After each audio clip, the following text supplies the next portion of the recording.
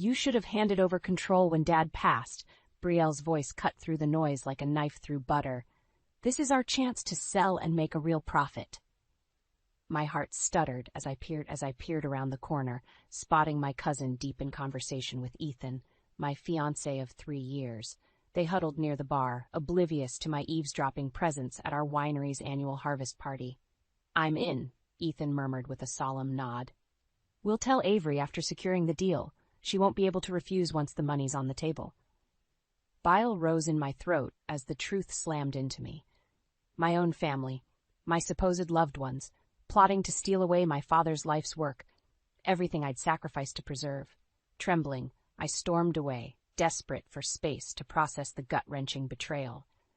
Tears blurred my vision as I fled through the vineyard's rows, the muffled sounds of celebration fading behind me. How could they? After all the blood, sweat, and tears I'd poured into this place, into keeping Dad's dream alive. And Ethan? The man I'd planned to marry, willing to strip me of my legacy for profit. The vines stretched endlessly in every direction, mirroring the tangled maze of shock and rage clawing at my chest. I stumbled forward, uncaring of the twigs snagging my dress or the chill night air whipping across my face. It wasn't until I reached the secluded corner where Dad's favorite rosebush grew that I finally crumpled to the ground in anguished sobs. The petals glistened with dew, oblivious to my shattering world. After several ragged breaths, determination replaced despair. I wouldn't go down without a fight. Not while a single drop of my father's spirit flowed through these vines. If Ethan and Brielle wanted a war for the winery's soul, they'd soon discover I possessed more metal than they could ever fathom. Fueled by righteous fury, I rose and marched with renewed purpose back toward the celebration. Ethan and Brielle would never see the tempest brewing behind my controlled smile as I rejoined the crowd. Let them bask in their misguided confidence. It would make their downfall all the more catastrophic. I was the master of this vineyard, and by night's end, I'd have the perfect scheme to protect Dad's legacy at all costs. In the days following the harvest party, I played the role of the oblivious fiancé to perfection. Ethan remained affectionate, his gentle kisses and soft caresses mere rehearsed performances masking his deceit. "How was your meeting with the marketing team?" he asked over dinner one evening, his hazel eyes betraying not a glimmer of guilt. I forced a smile. "Productive. We've got some exciting new campaigns in the works." Ethan nodded, shoveling a forkful of pasta into his mouth. "That's great, babe. I know how hard you've been working to take the winery to new heights." The blatant hypocrisy nearly made me gag. While he spouted meaningless platitudes, I secretly gathered evidence, piecing together the full extent of his treachery with Brielle. Tapping into the winery's financial records and encrypted communications, I discovered their embezzlement stretched back months, funds they'd been funneling into an offshore account. Printouts detailing dozens of wire transfers lay scattered across my office desk like damning puzzle pieces. My blood boiled as I connected their illicit money trail to meetings with corporate bigwigs, vultures eager to devour my family's legacy. "You lying, grasping snakes," I seethed through gritted teeth. The office door creaked open, and Lucia, my most trusted employee, stepped in with a concerned frown. "Everything okay, Miss Connors?" I waved her inside and gestured to the documents. "See for yourself. My dear fiancé and cousin have been stabbing us in the back for months, setting up a sale to that blood-sucking conglomerate we've been fighting off."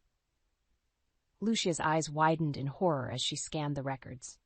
"Those maneuvers, how could they?" "Greed and self-preservation," I spat. "Ethan's likely counting on making me the rank-and-file winery bitch once the deal is done." I slammed my fist on the desk, delighting in Lucia's startled flinch. "But they're gravely mistaken if they think I'll roll over without bringing the entire facade crumbling down on their heads." Lucia swallowed hard, her voice wavering. "What are you going to do?" A wicked grin stretched across my face as the seeds of vengeance took root. "I'm going to remind them why you don't dispense with honor among thieves." The next morning, I strode into Marcia Blackwood's prestigious law office, evidence folder in hand. If anyone could help dismantle Ethan and Brielle's underhanded scheme, it was Marcia, a brilliant legal shark with a reputation for devouring corporate sleazeballs. Miss Connors, her assistant, ushered me inside. Miss Blackwood is expecting you. I found the renowned attorney studying a stack of documents behind her imposing mahogany desk. Razor-sharp eyes scrutinized me over the rim of her glasses as I approached. "You certainly have a flair for dramatic entrances," Marcia said dryly. "I hope, for your sake, you've brought me something substantial." Wordlessly, I handed over the folder and waited as she flipped through the incriminating paperwork. Bank statements, encrypted emails, everything I'd compiled on the betrayal. Marcia's practiced mask of stoicism slipped, her eyebrows arching in disbelief. "This is unbelievable. Your own family conspiring against you in broad daylight." I stifled the urge to snap. Try having that realization slap you across the face. Instead, I simply nodded. "Can you help me take them down?" My voice remained steady, devoid of the raging storm churning beneath my composed exterior. "I want to bury Ethan and Brielle under the full weight of legal and public retribution."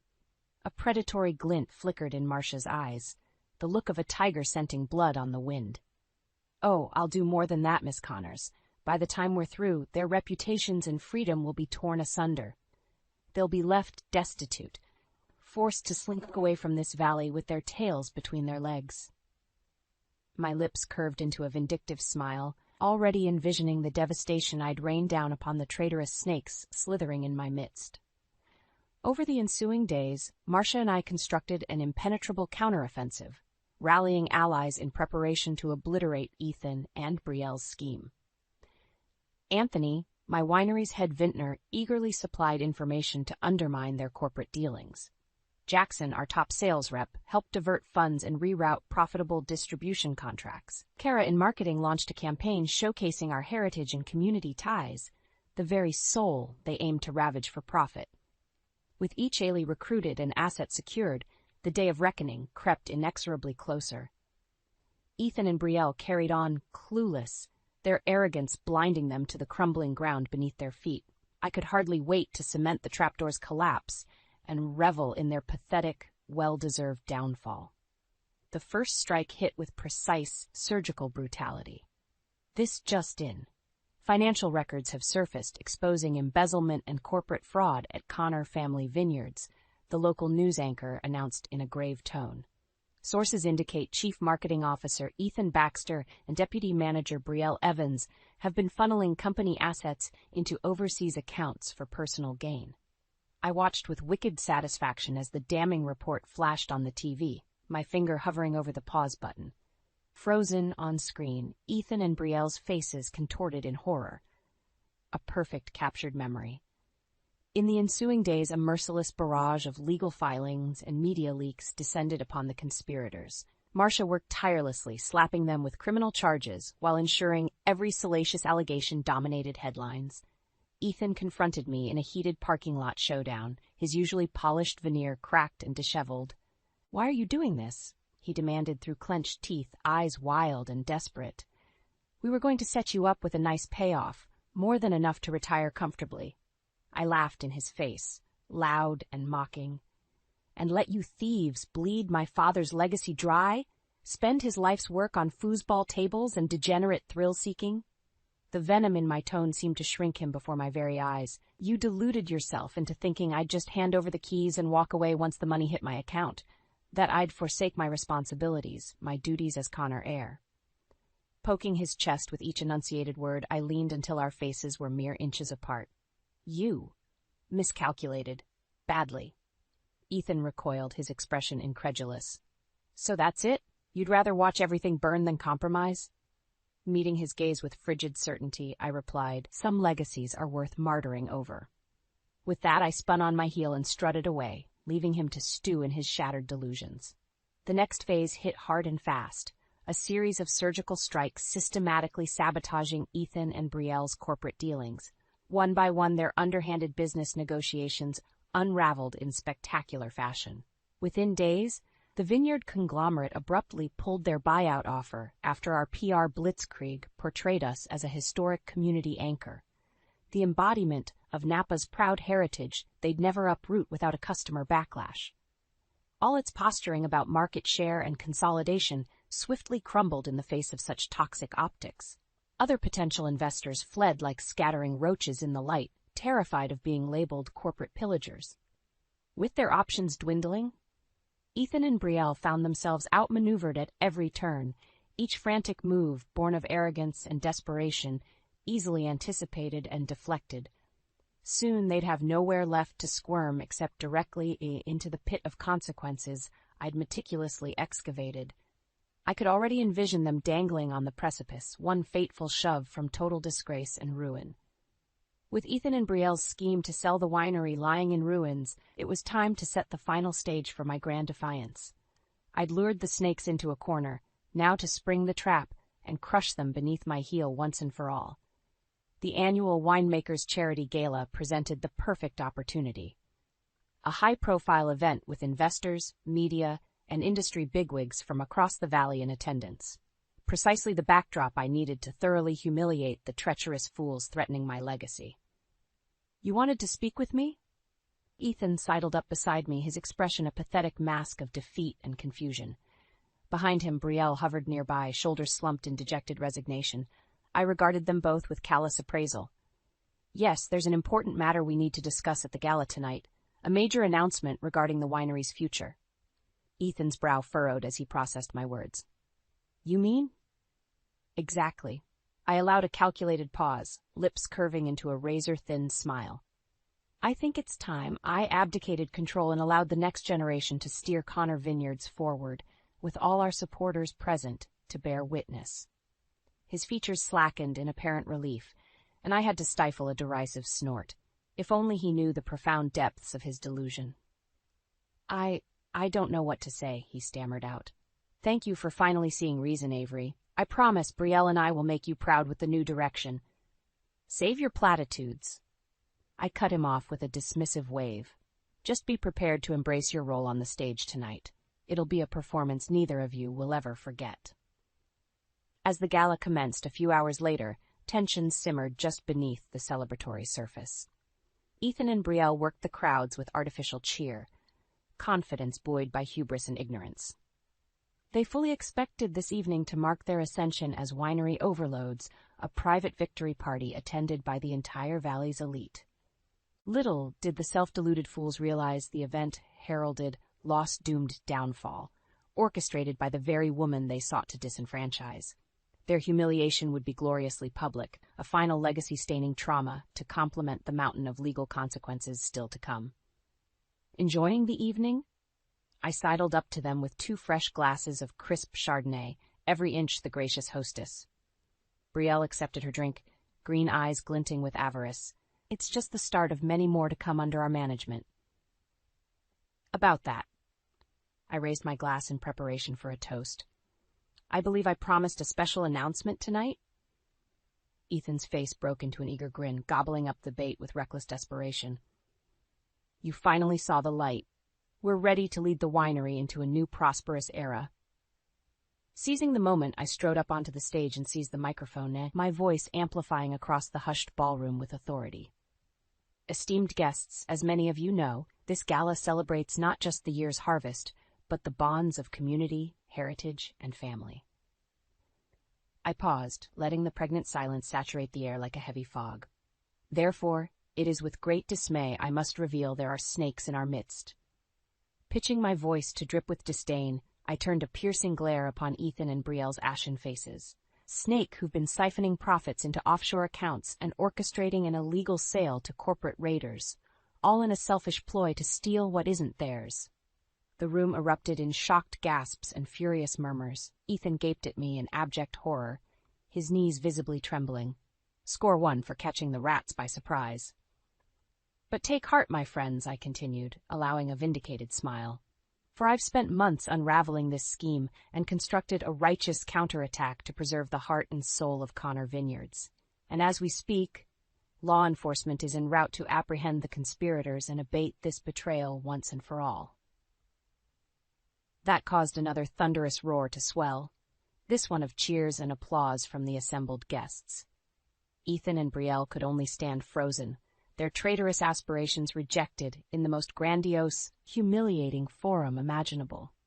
This was more than just the death of their scheme, it was the public immolation of their dreams, their reputations irrevocably stained for all to witness. smile widening to bask in their torment. I locked eyes with Ethan, allowing my voice to rise above the raucous din in one final damning declaration. And so ends the inglorious paths of those foolish enough to betray Connor family vineyards. The silence that followed my declaration was electric, charged with 1,000 unvoiced gasps and accusations. Every eye in the gala burned into Ethan and Brielle, the snakes exposed in their traitorous coils.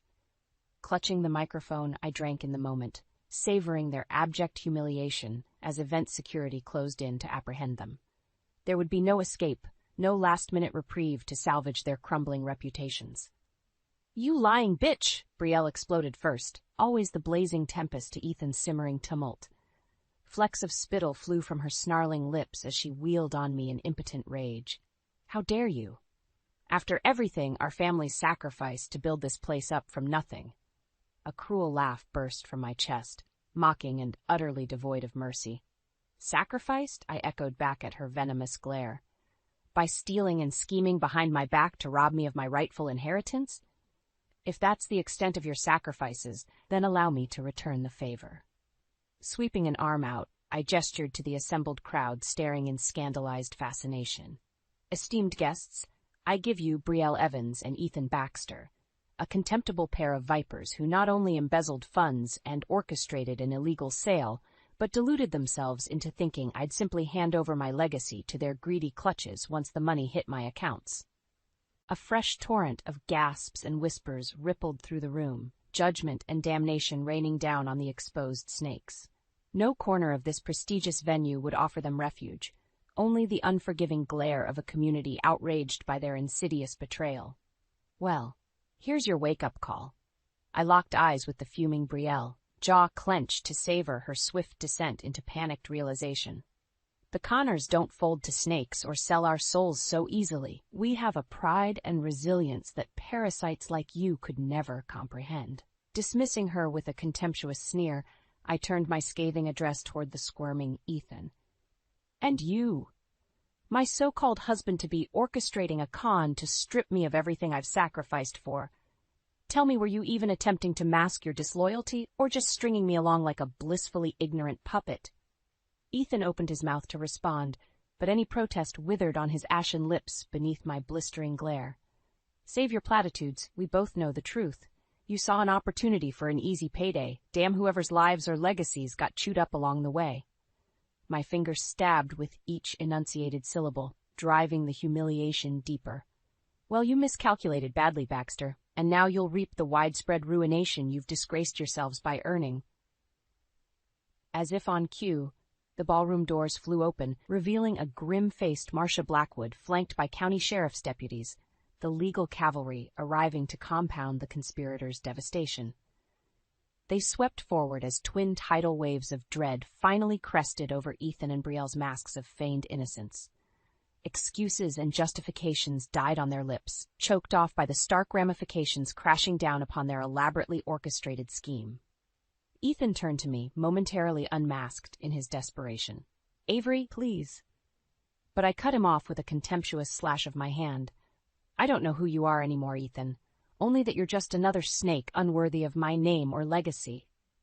His shoulders slumped just before the deputies seized his arms, the dual blows of exposure and consequence robbing him of any final defiance. Fighting back a cruel smirk of satisfaction, I handed off the microphone to the approaching Marcia and stood tall, basking in the complete conquest over those who dared imperil everything I held sacred. The sight of Ethan and Brielle being led away in shackles amid a chorus of infuriated shouts branded itself into my memory like a searing brand. A watershed moment, their pathetic hopes and conniving snuffed out, the battlefield belonging solely to the righteous victor once more. In the days following the gala, a torrential downpour of consequences deluged Ethan and Brielle's shattered world. The dominoes I'd meticulously lined up for months toppled in devastating, unrelenting succession. First came the media crucifixion, a full-court blitz of skating exposés that left no damning stone unturned. Embezzlement figures, paper trails of illicit deals, and every unsavory allegation flooded the airwaves and newspapers. Then, the corporate clients and investors rapidly distanced themselves from the toxic fallout. Distributors and joint ventures severed ties as if the conniving snakes had developed a virulent, untreatable plague. Lucrative contracts evaporated overnight, closing off any potential lifelines or escape routes. Within a week, the once burgeoning empire Ethan and Brielle envisioned lay smoldering on the funeral pyre of their treacherous designs. Watching the dominoes spiral from my winery office's floor-to-ceiling windows, I sipped a crisp Chardonnay, smoky undertones from the Heritage Vineyards crop, complemented by the sweetness of hard-earned vindication. "It's all crumbling apart for them out there," Lucia murmured, mirroring my hawkish gaze. "Just like you said it would." "Of course." I swirled the glass, observing the pale liquid's lazy eddies. "Snakes like Ethan and Brielle slither on instinct and impulse. They can't help reverting to their vile natures. Snakes need to be defanged and rendered harmless before they can contaminate the surrounding environment." Lucia's brow furrowed as she processed my detached analysis. "And you're just okay with doing that to your own cousin? Your ex-fiancé?" A wintry smirk tugged at the corners of my lips. "I am the master of this vineyard, Lucia. Those sorts of personal entanglements and sentiments are luxuries I cannot afford to entertain, not when the stakes are so monumental."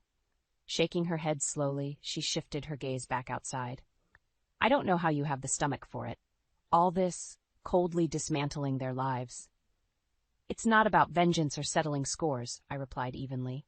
This was always about upholding the values and legacy my father imparented upon these vines. Some degradation simply cannot be allowed to take root. A brief lull stretched between us as the enormity of the situation resonated. After a few thoughtful sips, I broke the silence. "We're in the final throes now. Ethan and Brielle's reputations are decimated beyond repair, their underhanded ambitions rendered stillborn." My finger traced the path of a large truck pulling away from a nearby warehouse, the last dribbles being siphoned off their illicit overseas accounts and asset seizures. Soon, their ill-gotten windfalls will be returned to their rightful place, and they'll be left as they began, common graspers stripped of all influence and credibility. A grim smile etched across my features as I envisioned them reaping the whirlwind of their own making. No prison could confine them as completely as the reputations and futures they'd willingly immolated on the altar of greed and treachery. Every eye would forever gaze upon them and see only the parasites who betrayed family and legacy for a quick payday, irredeemable snakes expelled from their padded Eden into the wilderness of permanent societal exile. A more comprehensive immolation than anything I could have orchestrated by sheer force of will. "It's the perfect karmic justice," I declared, clinking my glass against Lucia's in a muted toast. "They'll never hold power or influence in this valley or respected circles ever again." As the crystal chimed, my gaze drifted over the sprawling vineyards basking in the valley's reflected emerald glow. The spark of renewal and reinvigoration already gathered on the horizon, possibilities blossoming like a new bountiful harvest yet to be plucked. My family's righteous legacy endured, burnished anew while the snakes shriveled and expired, warnings to any who dared stake foolish claims against its roots. I would ensure the winery's spiritual heart stemmed strong and proud in the aftermath. This land and its fruits would continue upholding the honored Connor's name long after Ethan and Brielle faded from memory like the meaningless parasites they were. Order had been restored, karmic balance achieved with a ruthless, defensive precision. In the aftermath of Ethan and Brielle's disgrace, an unsettled quiet descended upon the vineyards, the calm before a new season of growth and rebirth took root. I stood alone amid the pruned vines, calloused fingers tracing the gnarled bark, as the first whispers of spring's rejuvenation danced on the crisp morning breeze. The heady, fertile scents served as a poignant reminder of the perpetual cycles governing our world. Decay always preceded new life flourishing from the fallow remnants. Closing my eyes, I inhaled deeply and permitted myself a faint, rueful smile. Ethan and Brielle were experiencing that harsh transition now, reaping the bitter harvest they'd sown through arrogance and betrayal. Once vitally connected to this sacred valley's lifeblood, they now found themselves permanently severed, withered husks left behind as the next evolution in Connor Vineyards progressed without them. "You look entirely too philosophical for someone clutching pruning shears." Anthony's gruff voice shook me from my reverie. I cracked open one eye to find the cantankerous old vintner shuffling up beside me, shotgun slung over his shoulder in his usual curmudgeonly fashion. "Just savoring the turning of seasons," I replied, nodding toward the replenished vines already studding with pale green buds, contemplating the cycles that govern all aspects of life. Anthony snorted, hawking a thick globule of phlegm into the pristine soil. "If you're searching for some grand metaphor about your jackass ex-fiancé and money-grubbing cousin, you're barking up the wrong goddamn vineyard." I fought back a chuckle, recognizing Anthony's typical bluster. "Not at all," I assured him, merely appreciating the moments of peace and clarity before we dive headlong into another demanding harvest. The brusque old man gave a grudging nod, squinting out over the sea of vibrant green shoots stretching toward the horizon. "Well, at least you finally evicted those parasitic rats mucking about in the wine cellar," he growled. "Spat enough dealing with aphids and mildew without vermin infestations threatening to strangle the whole operation." His crass wisdom struck an unexpected chord of sanguine appreciation within me. Somehow, Anthony's earthy pragmatism invoked the spirit of these lands more than any fragrant spring zephyr or poetic Renaissance musings could muster. Some legacies endured not through florid romanticisms, but by the hard-bitten determination to preserve their essence through every cycle of death and rebirth. Dad had that stubborn tenacity, and now, in the aftermath of my own battle to safeguard our proudest fruits, it seemed I had awoken to it as well. Nodding toward the distant winery complex peeking over the knolls, I voiced the conviction blossoming in my chest. "I want to expand our attractions and hospitality ventures," I declared. "Lavish new visitor experiences to take this place to even greater heights. Show the world we're not some quaint foothill boutique, but a leading cultural anchor as timeless as the grapes we cultivate." Anthony regarded me with one bushy-thing eyebrow arched. "Mighty ambitious talk, Miss Connor." A cantankerous smirk tugged at the corner of his cracked lips.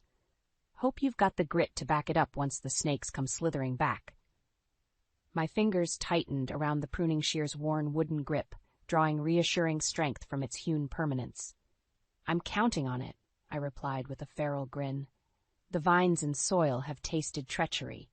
They'll never allow anything besides the purest offerings to take nourishment again. Let the serpents bare their fangs, we'll simply lop off their skulls and continue flourishing as we were meant to." Anthony held my gaze for a long moment before unleashing a gravely chuckle that reverberated across the peaceful vineyard like a rollicking thunderclap. "Well, I'll be damned," he sputtered between wheezing guffaws. "You've finally grown a nice pair of auteur Italian grapes, haven't you, girl?"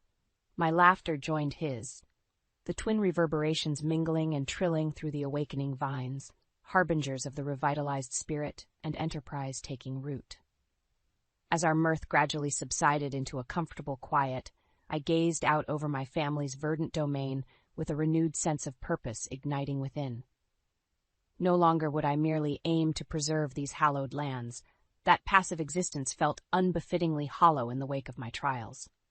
From the ashes of duplicity and desecration, a new, more ambitious path beckoned to be forged, one that would elevate Connor Vineyards to unprecedented glories and esteem its founder could scarcely have envisioned.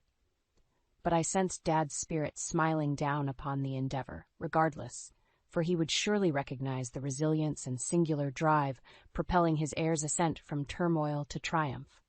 The snakes had been vanquished. Now it was time for the phoenix to stretch its wings and soar toward new promised harvests.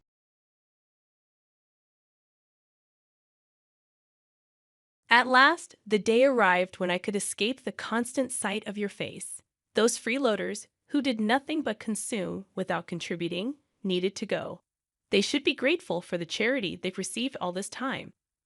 Understood. I declared, I won't be coming back. Thank you for everything until now.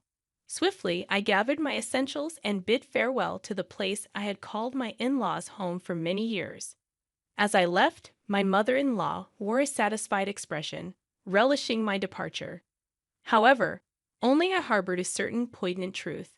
My name is Sarah. I'm 32 years old and work remotely from home. Married to Alan for 5 years. Our marital bliss took a turn in our 4th year when Alan's previously robust father fell ill. necessitating our presence and care.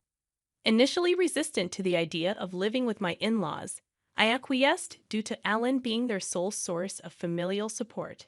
Despite contemplating quitting my job for his care, my company permitted me to continue working remotely, considering my past performance. The complications with my in-laws began immediately, familiarizing me with the notorious mother-in-law and daughter-in-law dynamic. "Sarah, hurry up and tend to the cooking and cleaning. How long will you be lazy, avoiding your household duties?" scolded my mother-in-law. "I'm working right now. What are you talking about?" "I'm always clicking away on the computer," I retorted. The truth was, amidst household chores and caring for my ailing father-in-law, I utilized my skills to regain my pre-crisis salary. After about 3 months of intense effort, when my earnings matched their previous peak, I felt genuine joy. However, the reason for my relentless dedication lay in the financial reality. Alan's income alone couldn't sustain us.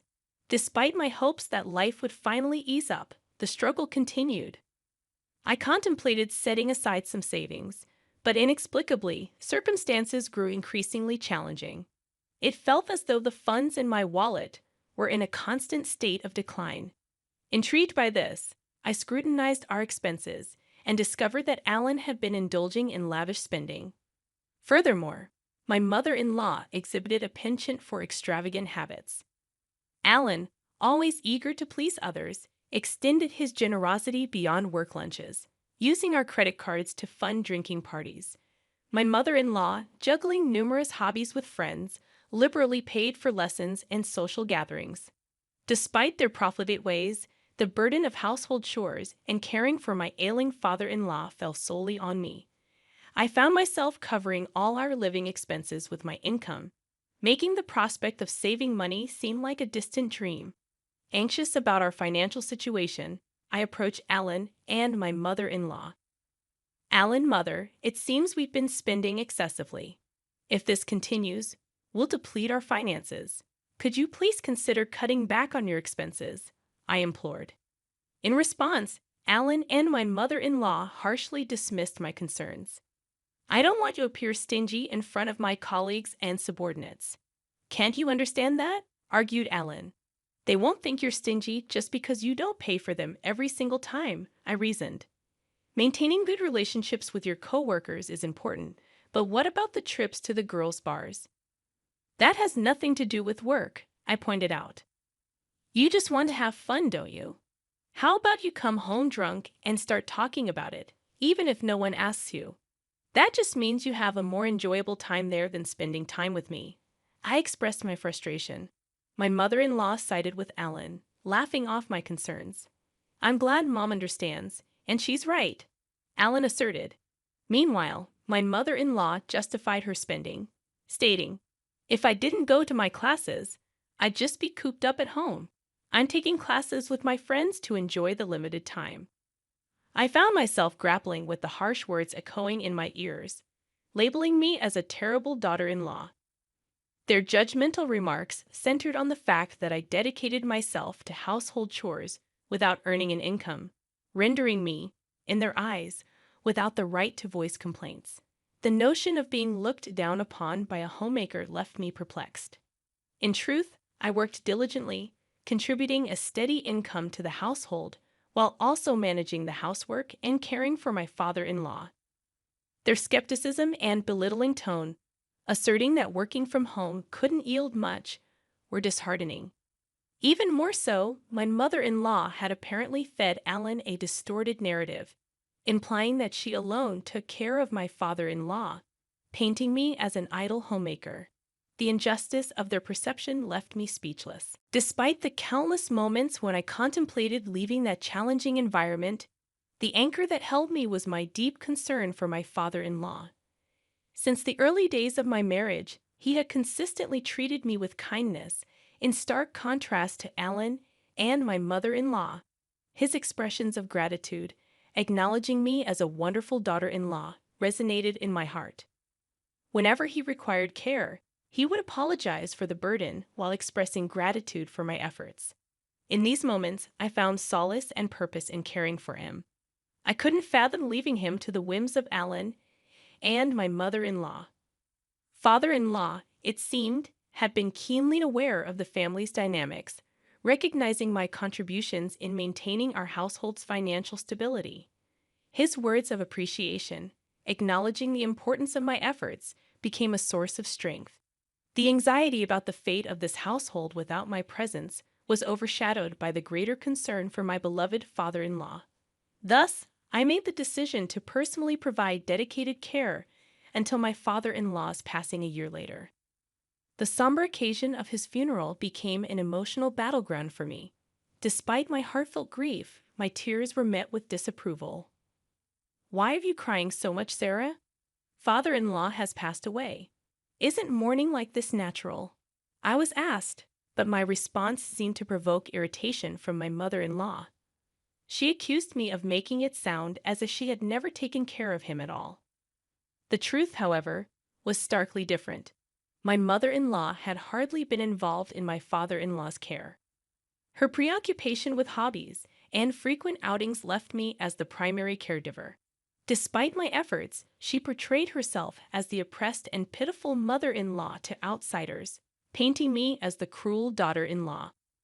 In the eyes of relatives, it seemed as though I was being too harsh on my mother-in-law. Even in the midst of mourning, I found myself criticized by those who understood little of the dynamics. Frustrated, I chose to distance myself from the relatives. However, this move did not go unnoticed by Ellen, who approached me with complaints. "You embarrassed Mom in front of everyone," he accused. "That doesn't make any sense. I was only crying about father-in-law's death. Despite that, your mom told me it was strange for me to cry. I never said she hadn't taken care of Dad at all. I just talked about mourning the loss of my father-in-law, whom I had always cared for," I defended myself. In the escalating argument, Ellen accused me of insulting his mother and suggested that if it bothered me so much, I should have cared for his father myself. The clash intensified, prompting the intervention of relatives who finally put an end to our quarrel. Following that incident, I maintained complete silence with my husband. After the funeral proceedings concluded, a lawyer arrived to discuss the inheritance. The lawyer began, "I'd like to discuss the contents of the will regarding your late father's estate. Firstly, to the wife and daughter-in-law Sarah, he's left half of his cash to each of you. To his son Ellen, he's left ownership of the family land and home." My mother-in-law questioned, "What if Alan gets the land and the house? Doesn't that mean all the other assets go to the wife? Why is Sarah receiving an inheritance? She's not related by blood." The lawyer responded, "Your husband was deeply grateful to Sarah for the dedicated care she gave him. He wanted to express his gratitude by giving her part of the inheritance. This decision cannot be changed." Unable to accept this, my mother-in-law accused, "I can't believe it. You were caring for him just to get the inheritance, weren't you?" I defended myself, explaining, "I had a good relationship with my father-in-law since I got married. I took care of him to express my gratitude." My mother-in-law continued with her accusations, suggesting it was psychological abuse. Frustrated, she eventually gave up, and the lawyer continued, "So that was Dad's decision. It's gratitude for Sarah's caring, right? If that's the case, then we have no choice but to follow it. May I continue?" As the lawyer proceeded, my mother-in-law's discontented expression turned into a smile, and she exclaimed, "Yes, that's great. I understand." Confused, my husband questioned her, "What do you mean?" But my mother-in-law seemed pleased and explained, "Now that Dad's living is over, it's no longer necessary to rely on Sarah. Her inheritance is nothing more than severance pay. We don't need her in this house anymore." My mother-in-law had misunderstood my father-in-law's will just as he had intended. In truth, he had discussed this plan with me before his passing. He wanted me to be free from the constraints of this house after his demise. Using the will, he cleverly deceived my husband and mother-in-law, making it seem natural for me to leave, just as he had planned. My mother-in-law, misinterpreting my father-in-law's intentions, saw the will as an opportunity to eject me from the family. concealing my actual desire to leave. I responded to her shock by saying, "Father-in-law, why would you treat me like this? Even to Dad, I was just someone taking care of him. Ellen, you can't understand Sarah anymore, right? Why don't you just divorce her?" Looking at Alan with tearful eyes, I pleaded, and after contemplating for a moment, he agreed. "You know what? Let's get a divorce. I've inherited the family home and land, and Mom got some money too. There's no longer any need to worry about living, so there's no problem if Sarah goes." "What do you mean by that?" "Just what I said. I feel bad for asking, but could you leave our house and agree to the divorce?" Understanding that there was no place for me there anymore, I agreed. "Understood. I guess there's no place for me here anymore." With a hint of restraint, I retrieved a document from the drawer and handed it to my husband. It was a notice of filing for divorce, prepared after our previous argument. My husband promptly signed it, expressing, "Finally, I don't have to deal with you anymore. A non-working freeloader should just get out. You should be grateful for us having put up with you, a total freeloader. Is that so?" "Okay, I understand. I'll leave. Thank you for things up to now." As I left, my mother-in-law appeared elated, unaware of what would transpire in the future of their house. Once out of their home, I wasted no time and immediately submitted the divorce notice to the city hall. Arriving at the apartment I had rented in advance, the spacious room echoed with my joy as I exclaimed, "Finally, I can be by myself. This is great." I felt overwhelmed with joy to be liberated from a challenging marriage. My heartfelt gratitude extended to my father-in-law for devising the plan that enabled my escape from my in-laws' home. Subsequently, I embraced a comfortable life living on my own, appreciating the newfound freedom and the ability to continue working remotely, a skill I had cultivated during my time at my in-laws' place. Having honed my time management skills, work flowed smoothly and my income increased, allowing me to lead a comfortable life free from interference. However, my peaceful existence took an unexpected turn when my ex-husband, Alan, called me out of the blue. Perplexed, I questioned, "It's been a while. Why are you calling me? Weren't you the one telling me to disappear?" "Sarah, please help us. We're in a pinch," Alan pleaded. I chuckled, finding the situation ironic. "What kind of joke is this? My salary hasn't changed, but for some reason, you're running out of money. We can't live like this." With a laugh, I decided to deliver the final blow. "That's because you no longer have my income to support you. You squandered your entire salary on yourself. Maybe it's about time you and your mother learned some financial responsibility as adults." Confused, Alan asked, "What do you mean? You still don't get it?" I clarified. "While you were living lavishly, my salary was the one paying for our living expenses. At that time, I was making about $4,800 a month. Now I'm earning even more than that with no one to get in my way." Expressing frustration, Alan pleaded, "Sarah, can't we start over? It was a mistake to let you go. I want to make things right again." I scoffed. "It's obvious you're after my income. Don't be ridiculous. I never want to see your face again. What happened to the inheritance your mother received? With that amount, she should be living comfortably." Alan confessed, "It's about to run out. We spend it on a shopping spree, overseas trips, and half of it disappeared in the casino." Unmoved, I retorted, "A foolish mother breeds a foolish son. I have nothing more to say to you. I'm a stranger now, and I can't do anything for you, nor do I want to."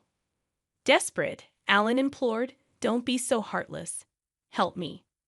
This has nothing to do with me. There's nothing more to talk about. I'm hanging up. Don't call me again," I declared before ending the call and promptly canceling the contract for the mobile phone I was using.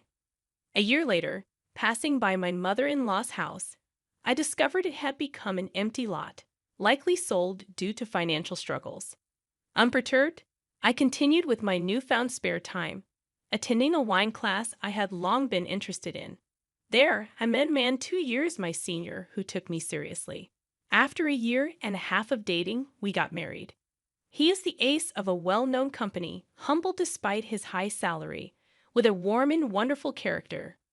We respect each other's careers, leading to a fulfilling married life. Reflecting on these changes, I can't help but feel that this retribution was, in a way, a gift from my father-in-law.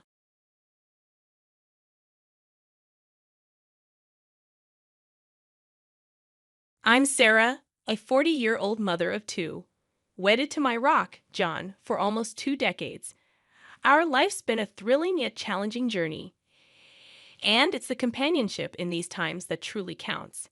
However, things took a turn with the unexpected arrival of my younger brother Tom, a 32-year-old who's still figuring life out, often making impulsive decisions. It was a typical Sunday, with our family congregating at Mom's house, a place brimming with childhood nostalgia. As we were savoring Mom's delightful roast and her tales, Tom barged in, unexpectedly accompanied by a young, pregnant woman named Lisa, his fiancé. This sudden revelation, amidst a peaceful family lunch, caught everyone off guard. Lisa, youthful and visibly pregnant, was dressed more for a party than a family gathering. This news stunned everyone, especially my kids, Emily and Max, who were curious and bewildered by their new aunt-to-be and her sparkling attire. Tom's announcement of his engagement and impending fatherhood brought a tense silence to the room, only broken by John's attempt at congratulatory words. Tom declared their plan to stay at Mom's temporarily, which visibly worried her. It was like observing someone unwittingly edge closer to a precipice. That night, John and I discussed the situation. He expressed his concern about Tom's irresponsible behavior and the strain it was putting on my mother. The following days were chaotic, with Tom and Lisa overstepping boundaries, while Mom tirelessly catered to their needs, visibly worn down by their lack of gratitude. One evening, I found Mom in the kitchen, her fatigue evident. I'd urged her to stand up for herself, but her maternal instincts towards Tom and his unborn child made it impossible for her to turn them away. I felt an overwhelming urge to confront them, to expose their exploitation of Mom's kindness, but I restrained myself. In family dynamics, love often means overlooking the obvious faults, even when it's detrimental. This became our new reality: Tom and Lisa, the inconsiderate house guests, and the rest of us tiptoeing around to maintain harmony in a home that now seemed constricting. Our days were upended by Tom and Lisa's presence. Each morning was greeted with Lisa's loud grievances about her discomforts or cravings. She'd saunter into the kitchen, still in her nightwear, demanding breakfast without a hint of courtesy. "Sarah, whip up some pancakes, will you?" The baby's craving them, she'd order without a please. I'd clench my teeth, trying to maintain composure. "Sure, Lisa." Just after I prepare Emily and Max for school. Tom was equally unhelpful, idly lounging, his attention fixed on his laptop or video games, occasionally shouting for food without a glance our way. Mom attempted to mediate, reminding me they were young, but I couldn't overlook their blatant sense of entitlement. As Lisa's due date neared, the situation worsened. She left clutter everywhere, engaged in endless phone gossip, while dishes and laundry piled up. One day, I reached my breaking point. Finding her in the living room, feet propped on the coffee table, I confronted her. "Lisa, this isn't the hotel. You can't just expect everyone to clean up after you." Her response was a dismissive eye roll. "Chill, Sarah. I'm pregnant, remember?" Tom's defense was swift but infuriating. "Lay off her, Sarah. She's carrying my child." Mom intervened, pleading for peace, but the unfairness was glaring. She was exhausting herself for their sake, yet remained unheeded. They treated our home like a free-for-all, leaving messes and responsibilities for Mom, and even had the audacity to plan an extravagant wedding, expecting Mom to foot the bill. Their disregard for Mom's well-being became intolerable. Even after the birth of their son Alex, their behavior didn't change. One morning, I walked in to find Mom tackling a pile of dirty dishes, while Lisa idly watched TV and Tom was absorbed in his phone. I asked Mom why she was burdened with all the work, but the answer was all too familiar. The cycle of disregard and exploitation seemed endless, leaving me grappling with frustration and concern for my overburdened mother. I questioned Mom, trying to maintain composure, but her response only added to my frustration. Lisa needs to rest, and well, Tom's busy, she said. Turning to Lisa, I pointed out her lack of contribution, but she retorted with the excuse of her recent childbirth. Tom, disengaged as ever, defended her, claiming ignorance of their hardships. I was incredulous at their audacity. Sitting idle and burdening Mom was their idea of being busy? Mom attempted to diffuse the tension, claiming she didn't mind the extra work, but my patience had worn thin.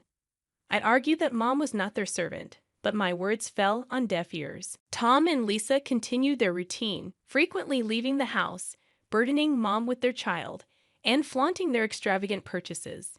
Discovering a receipt for an expensive dress, I confronted them about the financial burden they were placing on Mom. Tom's indifferent shrug and Lisa's smug attitude were infuriating. They saw nothing wrong in exploiting Mom's generosity. Alone with Mom, I pleaded with her to see the situation for what it was, exploitation. But her maternal instincts blinded her to their irresponsibility. I can't abandon them, especially not Alex, she said. Despite my efforts to persuade her, she remained steadfast in her belief that they needed her help. Feeling helpless, I watched the family dynamic deteriorate. Tom and Lisa continued their parasitic behavior, while Mom, ever the selfless mother, couldn't recognize the extent of their exploitation. The situation reached a breaking point when Mom suddenly fell ill. One day, she was her usual self. The next, she was bedridden and weak. I stayed by her side, offering hopeful words, but inside, I felt a growing anger towards Tom and Lisa, who were conspicuously absent, likely squandering more of Mom's resources. I expressed my outrage, but Mom's response was tinged with sadness. "They have their own lives, Sarah," she said, her voice weary. Her condition worsened, and eventually, Mom passed away quietly in the night. I was there, but Tom and Lisa were absent, likely enjoying themselves, oblivious to our family's loss. The funeral was a blur, a mixture of grief and resentment towards my absent brother and his partner. Their absence during Mom's final moments and their continued disregard weighed heavily on me, underscoring the profound disconnection within our family. I recall the moment Tom and Lisa arrived at the funeral, their appearance more fitting for a celebration than a solemn occasion. Lisa's attire was notably inappropriate, drawing murmurs from the crowd. John offered me a comforting squeeze of the hand, trying to provide some support.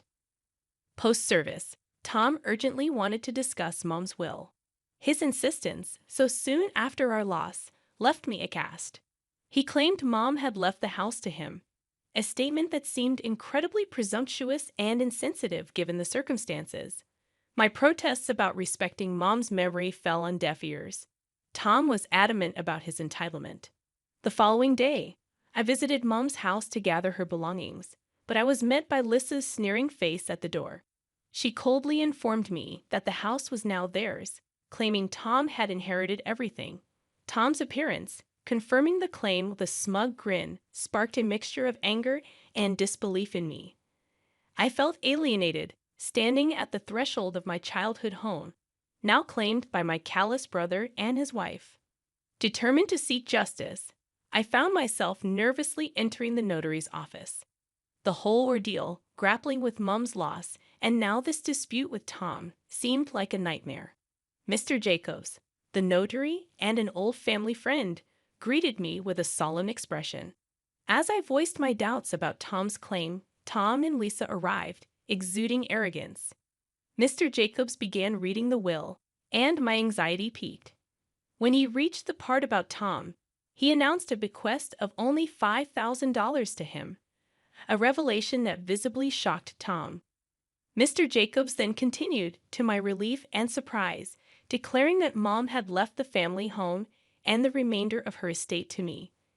This unexpected turn of events was a small solace in the midst of our family strife, offering a glimmer of hope amidst the grief and turmoil that had enveloped us since Mom's passing. The revelation in Mr. Jacobs' office left me feeling a mix of relief and vindication. Lissa, on the other hand, was incensed, incredulous at the idea that they weren't left the house. Mr. Jacobs informed us that Mom had made this last will only a month ago, due to her concerns about being pressured by certain family members. Tom's reaction was one of rage and denial, but there was a sense of justice in the air. Mom had seen through their exploitation. Tom accused me of turning Mom against him, while Lissa threatened legal action. Mr. Jacobs warned them about the possible legal repercussions if coercion was proven in any earlier will. Their confidence seemed to falter at this. As Tom and Lissa left the notary's office in a huff, I stayed behind to express my gratitude to Mr. Jacobs. I left feeling a whirlwind of emotions: sorrow for losing Mom, relief that her final wishes were honored, and anger at Tom and Lissa's audacity. Back at the house, Tom confronted me, infuriated by the disparity in our inheritance. I tried to explain that this was Mom's decision, likely influenced by their continuous financial demands. His frustration was palpable as he demanded to know why Mom would screw him over like this. Then I found Mom's letter tucked away in a drawer. It explained everything. Mom had initially set aside an equal share for both of us, but as Tom and Lisa's demands increased, she began to deduct from his portion. By the time she wrote her last will, Tom had already received most of his share through these advances. Tom was shocked and in denial, unable to accept that his actions had led to this outcome. I was firm, my patience thinning, as I confronted him with the reality of the situation. He sat, overwhelmed by his own actions, pondering the gravity of what he had done. The weight of his choices and their impact on Mom's final decisions was a harsh reality he now had to face.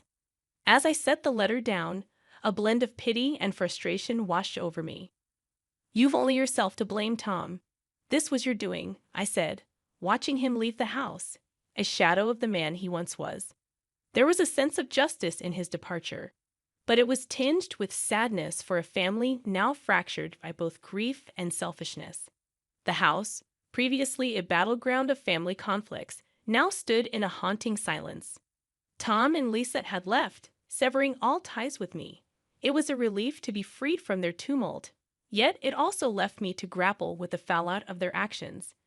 As I sat in the living room, lost in thought, my phone rang. It was Jenna, bringing news of Tom. He was job hunting in town, and Lissa seemed to be living a single life, with no sign of their son, Alex. Anger surged within me at their reckless disregard for their child. Jenna's voice broke through my fury, suggesting that maybe there was something I could do. Her words ignited a spark of determination in me. I had to fight for Alex. He deserved a better life. The next day, I met with a lawyer, Ms. Rivera, a straightforward and determined woman. I laid out my case, my resolve firm. "I want to pursue custody of Alex. He's in a toxic environment," I told her. Ms. Rivera, sizing up the situation, agreed to help, though she warned it wouldn't be easy. The ensuing legal battle was arduous, with Tom and Lissa oscillating between cooperation and hostility. But I remained steadfast. John's support was unwavering, his arms a haven of comfort after each challenging day in court. "You're doing the right thing, Sarah. It's hard but necessary," he reassured me. The day I was granted temporary custody of Alex was filled with mixed emotions. He was a sweet, bewildered boy, but gradually he began to adapt to our family. Emily and Max quickly grew fond of him, and he brought a new joy into our home. Tom's reaction was one of anger and resignation. "You've taken everything, Sarah," he accused. I stood firm, knowing I was protecting Alex, a responsibility Tom had neglected. As Tom walked away, I realized our relationship might never recover, but this was about Alex's well-being, not our sibling rivalry. With Alex, life took on a new dimension. There were challenges, of course, but also moments of laughter and love. He was slowly becoming a part of our family, and I was resolute in making his presence permanent.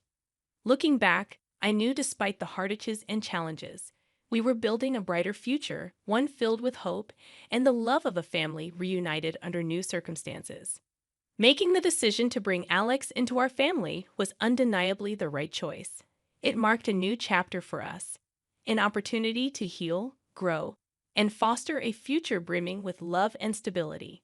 This was the legacy I yearned to create, a vivid departure from the selfishness and discord that once loomed over us. Our home, once a symbol of family strife, was now alive with laughter and the joyful sounds of children. Alex had seamlessly integrated into our lives, his presence a beacon of happiness. One evening, as I tucked him into bed, his innocent question about staying with us forever warmed my heart. "Yes, Alex, you're part of our family now," I assured him, and his contented smile was all the confirmation I needed. John, standing by the door, shared a look of pride and fulfillment. "He's really fitting in," he observed, and I couldn't help but feel a sense of achievement. We were providing Alex with the life he deserved. The next day brought the exhilarating news. The court had granted me full custody of Alex. Overwhelmed with emotion, I thanked Miss Rivera profusely. The family's reaction to the news was a beautiful sight. Emily and Max embraced Alex, and even John was visibly moved. "We're a complete family now," he said, voice laden with emotion. The journey had been tumultuous, but it strengthened us. While I occasionally thought of Tom and Lisa, hoping they would find their path, my priority was our children and our family. In the following months, Alex flourished, transforming from a timid child into one filled with confidence and joy. One day, while playing in the garden, he presented me with a dandelion, proudly announcing his wish for us to be together forever. Holding him close, I assured him that his wish had indeed come true. Looking around at my family, I felt an overwhelming sense of peace. We had navigated through the storm and emerged more robust. Our future was a canvas of hope, love, and endless possibilities. This was our story, a testament to the resilience of family and the transformative power of love. It was a future bright with promise, and we were more than ready to embrace it wholeheartedly.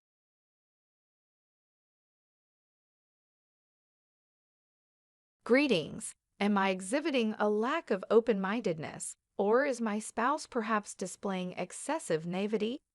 A dispute has arisen between my husband and me, leaving me emotionally drained. My name is Alice, and I find myself in my 30s. My husband, Martin, and I share the responsibility of raising our daughter, Mia, who is on the verge of entering the 3rd grade. Our familial unit, previously including my retired father, now numbers 3, as my father has embarked on a 2-year overseas assignment offered by a certain company. The discord originated with the prospect of accommodating my nephew, Philip, who is set to commence his college education. Given our proximity to his chosen institution, Martin was approached with a request for Philip to reside with us during his academic pursuits. The proposition entails his stay until he achieves financial independence through part-time employment, yet specifics regarding the required savings or timeframe remain elusive. Personally, I harbored reservations about sharing living quarters with a young man whom I encounter primarily during extended family vacations. My home-based professional responsibilities further diminish my enthusiasm for the notion. Upon voicing my concerns to Martin, his response was unforeseeably defensive. His retort questioned my lack of trust in Philip, leading to an impasse where neither party was willing to yield. Initial discussions involving Martin, Thomas's wife, and Philip himself had exhibited unanimous support for the idea. Philip explicitly expressed his desire to be under our care. Martin, however, appeared oblivious to the underlying complexities, dismissing any apprehensions about Mia and regarding the situation with unwarranted optimism. Our disagreement persists, with no resolution in sight. As the proprietor of the house registered under my name, I proposed deferring the decision until my father's return, urging a collective discussion. Martin, however, resisted this proposition, asserting that involving my father was unnecessary and advocating for a swift resolution over the phone. This stance, coupled with his encouragement for Philip's independence, raised doubts in my mind regarding the sincerity of Martin's intentions. The house, though aged, offers ample space, leading me to suspect clandestine discussions between Martin and my in-laws, with Martin striving to maintain a favorable impression on Thomas. Communicating via text during work hours, Martin suggested that the decision could be made without involving my father, emphasizing the surplus of rooms available.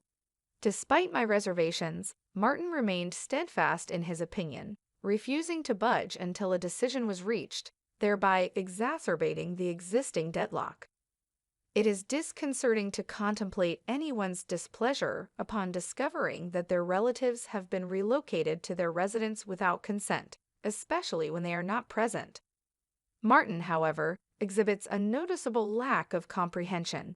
When I inquired about the possibility of our relatives residing rent-free simply due to familial ties, he asserted that they were willing to remit $200, deeming it sufficient for one person. The basis for the in-laws' notion of adequacy remains unclear, as I am convinced that this amount is inadequate by any reasonable standard.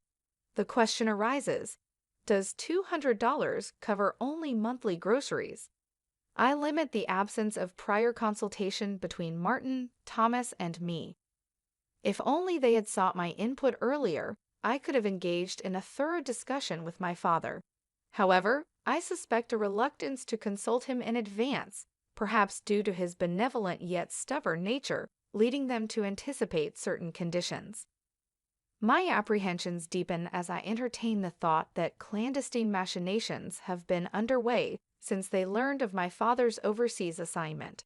Seeking counsel, I decided to confide in a trusted confidant, my close friend Rosalie, a relationship spanning back to our middle school years.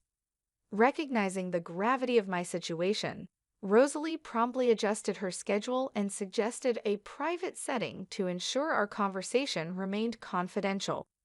It felt serendipitous as we hadn't caught up in a while. Initially engaging in light conversation, we eventually delved into the heart of the matter. I recounted the entire narrative to Rosalie, detailing Philip's request to move in while pursuing college, with vague assurances of financial independence. Martin, seemingly receptive, deferred the decision to me. Complicating matters, our residence is registered in my father's name, and he is currently overseas, adamantly refusing to engage in any discussion on the subject. In addition to these complexities, I have the presence of my daughter Mia at home, and the prospect of accommodating a male relative who is essentially a stranger leaves me uneasy. Given that the house is registered under Dad's name, securing his approval is undoubtedly imperative. My suspicions regarding the timing of this proposition intensify, particularly as it coincides with Dad's absence from the country. Overwhelmed with emotion during our conversation, tears clouded my ability to articulate my thoughts comprehensively. Nonetheless, Rosie, my attentive confidant, offered unwavering support. With occasional back rubs and gentle encouragement, she urged me to continue sharing. Rosie, after absorbing my account, proffered her insights and counsel. Emphatically, she advised seeking Dad's input before making any decisions. She admonished me for contemplating acquiescence after the fact, highlighting the importance of Martin and Thomas respectfully requesting this favor. Addressing the absurdity of a $200 rent, she questioned the lack of clarity on shared responsibilities such as cooking, laundry, and utilities. The prospect of shouldering these burdens, especially with Martin's frequent work-related absences, raised valid concerns. Whether Martin was cognizant or oblivious to these considerations remained unclear. Rosie, in support of my perspective, pledged assistance if needed, expressing genuine understanding. Buoyed by this interaction, I resolved to discuss the matter with Dad. Martin, however, preempted my decision with a text, absolving himself of responsibility and leaving the decision to me. In response, I firmly conveyed my decision to decline. Martin, perplexed, challenged my rationale, insinuating an aversion to inconvenience. His response, devoid of coherence, aligned with Rosie's earlier assessment, a lack of genuine commitment to assuming responsibility. Realizing the need for a more substantive conversation, I determined to engage with Dad at the earliest opportunity. Martin's underlying concerns about potential conditions were evident. Even if Dad agreed, stipulations such as a curfew, household contributions, and academic diligence would likely be imposed.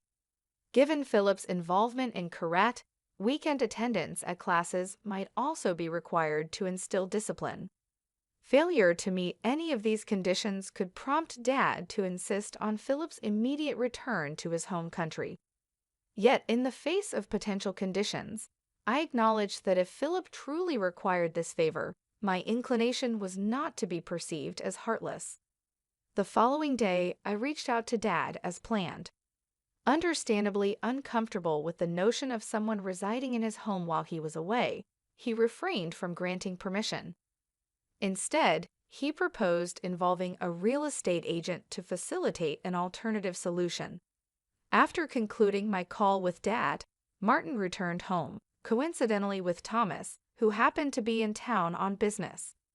Seizing the opportunity, I relayed Dad's stance, stating that we couldn't accommodate Philip, but suggested seeking the assistance of a real estate agent to find him suitable accommodation. My directness provoked fury from both Martin and Thomas, who were evidently incensed by the change in plans. They expressed frustration, asserting that their relocation plans were imminent. Martin, in a fit of anger, questioned the need to involve Dad in the decision-making process. As Mia attempted to intervene, Martin's response escalated to the point of physical aggression. In a protective gesture, I interceded, only to be met with a forceful kick to the chest. While I feigned a retaliatory punch, I never intended harm. Martin, deflecting blame, asserted that Mia's fall was solely my fault, attributing 90% of the blame to me. Expressing bewilderment at the sudden upheaval in our harmonious cohabitation, Martin left for his parents' house. Parting with a defiant declaration, he warned against characterizing him as changed or abusive, shifting blame to my actions. Despite Mia's relatively minor injuries, my chest pain persisted, prompting a hospital visit the next day. A broken rib was diagnosed, and a medical certificate was obtained. Concerned for our safety, I requested my aunt's presence and took basic security measures, installing a simple lock. Life has undergone a drastic shift, with Martin opting to commute from his parents' house. He conditions his return on my apology and convincing Dad to allow Philip to stay. However, my sentiments towards Martin have cooled considerably. I believe cohabitation could be manageable if Thomas allowed us to live separately with occasional assistance. The insistence on living together remains perplexing. I question the fragility of familial bonds and whether distant blood relations should supersede the well-being of close family ties. Despite my contemplation, answers elude me. For now, my primary focus is ensuring a safe environment for Mia. Even if Martin were to return, my concerns persist, and divorce is now a consideration. My best friend, Rosie, was correct. The idea of letting a relative, even a family member, reside in a house under my dad's name is unthinkable. I plan to seek advice from my dad again. An update 2 months later. Following heated arguments about allowing my brother-in-law's son to move in with us for college, the divorce has been finalized. After informing my dad about the details, he expressed his intention to return to the country. I had a conversation with Mia, explaining that we would no longer be living with Martin due to the divorce. Though she seemed saddened, she didn't voice any opposition. Witnessing her emotional response tightened my chest, both physically from my rib pain and emotionally from the strain. In my search for legal representation, Rosie once again proved invaluable, connecting me with a divorce attorney. Martin, since returning to his family home, maintained complete silence, ignoring my texts. When Dad and Martin finally spoke over the phone upon Dad's return, Martin insisted that the broken rib was 20% my fault and 80% mine, claiming victimhood. Resisting further inquiry, Martin asserted, "I don't owe you any explanations." When the topic of divorce arose, he was initially defiant, telling me to proceed if I wished. However, during mediation, Martin's stance softened, leading to a settlement involving compensation for the divorce, child support, and damages for the abuse towards Mia and me.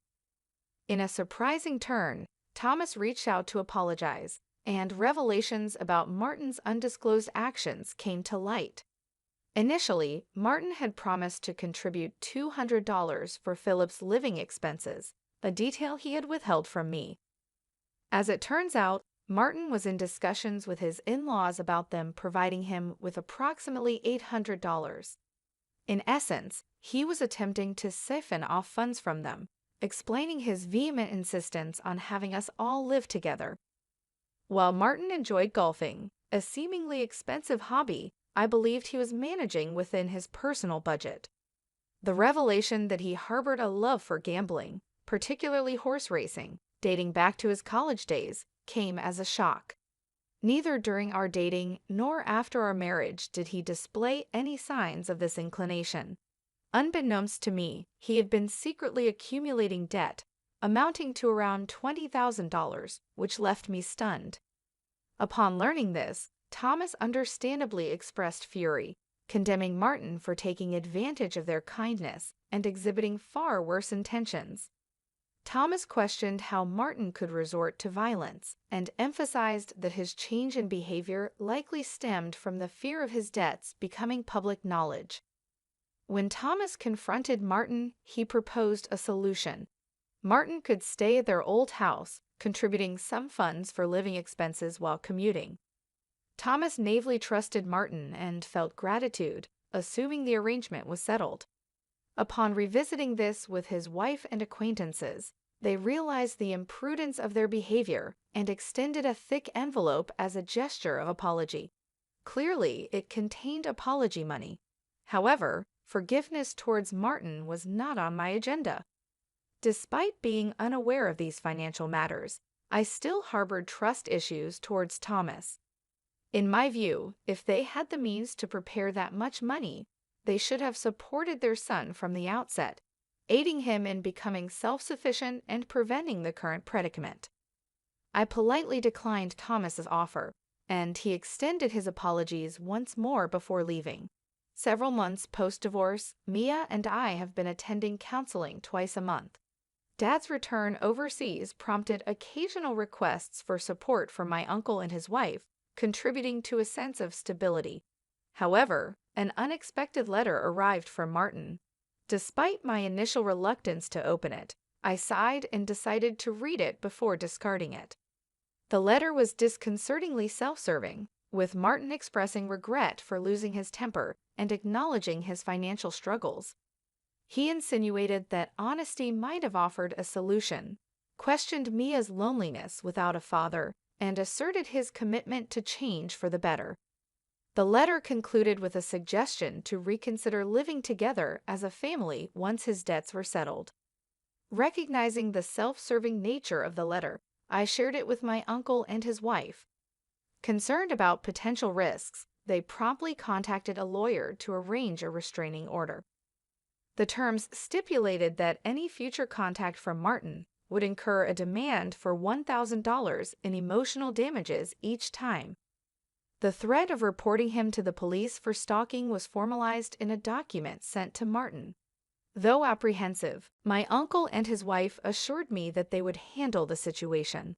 In an unexpected turn, my in-laws, perhaps feeling guilty, are cooperating and monitoring Martin. Seeking Thomas's assistance through the lawyer revealed that Martin is currently mentally unstable. While still employed, he occasionally mutters to himself, causing worry even to Thomas, who has facilitated his counseling. The realization that Martin had taken out loans in secret and could resort to violence brought relief for the decision to divorce. Gratefully, I can work from home without financial concerns, and Mia is gradually settling emotionally while attending school. Hoping for calm days ahead, I aim for a peaceful life moving forward. My name is Ashley. At 32, I find myself deftly managing a desk position at a modest firm while also overseeing the affairs on the domestic front. Gilbert, my husband, and I encountered each other through mutual acquaintances, and we've now celebrated 3 years of marital bliss. The initial honeymoon euphoria has dissipated, leaving behind a settled tranquility. Our day-to-day existence is predominantly stress-free and harmonious, a cocoon just for the two of us. Ashley, did you truly infuse the suplex flavor with chicken bones and vegetables? My sincere apologies, but the entrance and the bathroom were not attended to with the meticulous care they deserve, revealing an aspect of upbringing that warrants consideration. Are you paying attention? During the summer hiatus, I found myself obligated to sojourn at my in-laws, where I assumed a role akin to a servant under the scrutinizing gaze of Carolina. Each respite brought forth a litany of critiques, a ritual that seemed to accompany every significant break. I perceived it as a norm, considering the challenges encountered by friends with their own mother-in-law dynamics. Patience, I believed, would eventually quell these discordant moments. Around that juncture, Robert, Gilbert's brother, entered matrimonial bonds. Robert, a reserved gentleman in stark contrast to the more effervescent Gilbert, welcomed into his life Sarah, a youthful and modern beauty 12 years his junior. The union, albeit seemingly unconventional, filled Carolina with exuberance, heralding the first Christmas with the newlyweds. As they were occupied with work until Christmas, the plan was for Robert and Sarah to join us then. Consequently, I found myself extending my stay at the in-laws' abode from Christmas Eve onward. This decision, however, intensified Carolina's zeal to delegate tasks and oversee preparations for the impending festivities. Are you still engrossed in cleaning? At this rate, Christmas will arrive before you complete your chores. Hurry and prepare the gratin, she chided. Oh, I can hardly wait for tomorrow. She's my son's young wife, and I must acquaint her with the intricacies of our traditions, she added with evident anticipation. Observing Carolina's fervor, I sighed in silence, a sympathetic witness to the impending induction of Sarah into the fold. On the morrow, I endeavored to assist Sarah, offering empathy rather than sheer jubilation at our shared circumstance. Around noon the next day, Robert and his wife Sarah made their entrance. Despite Sarah's seemingly flamboyant demeanor, her demeanor exuded courtesy and left a favorable impression on me. In contrast, Carolina appeared preoccupied, diligently searching for any lapse on Sarah's part. First impressions, it seemed, held paramount significance. Ashley swiftly served the coffee and commenced preparations for the Christmas feast. And you, Sarah, follow suit, Carolina directed, prompting a startled reaction from Sarah. A son's wife belongs in the kitchen, doesn't she? She added, guiding her son and his wife with a stern look.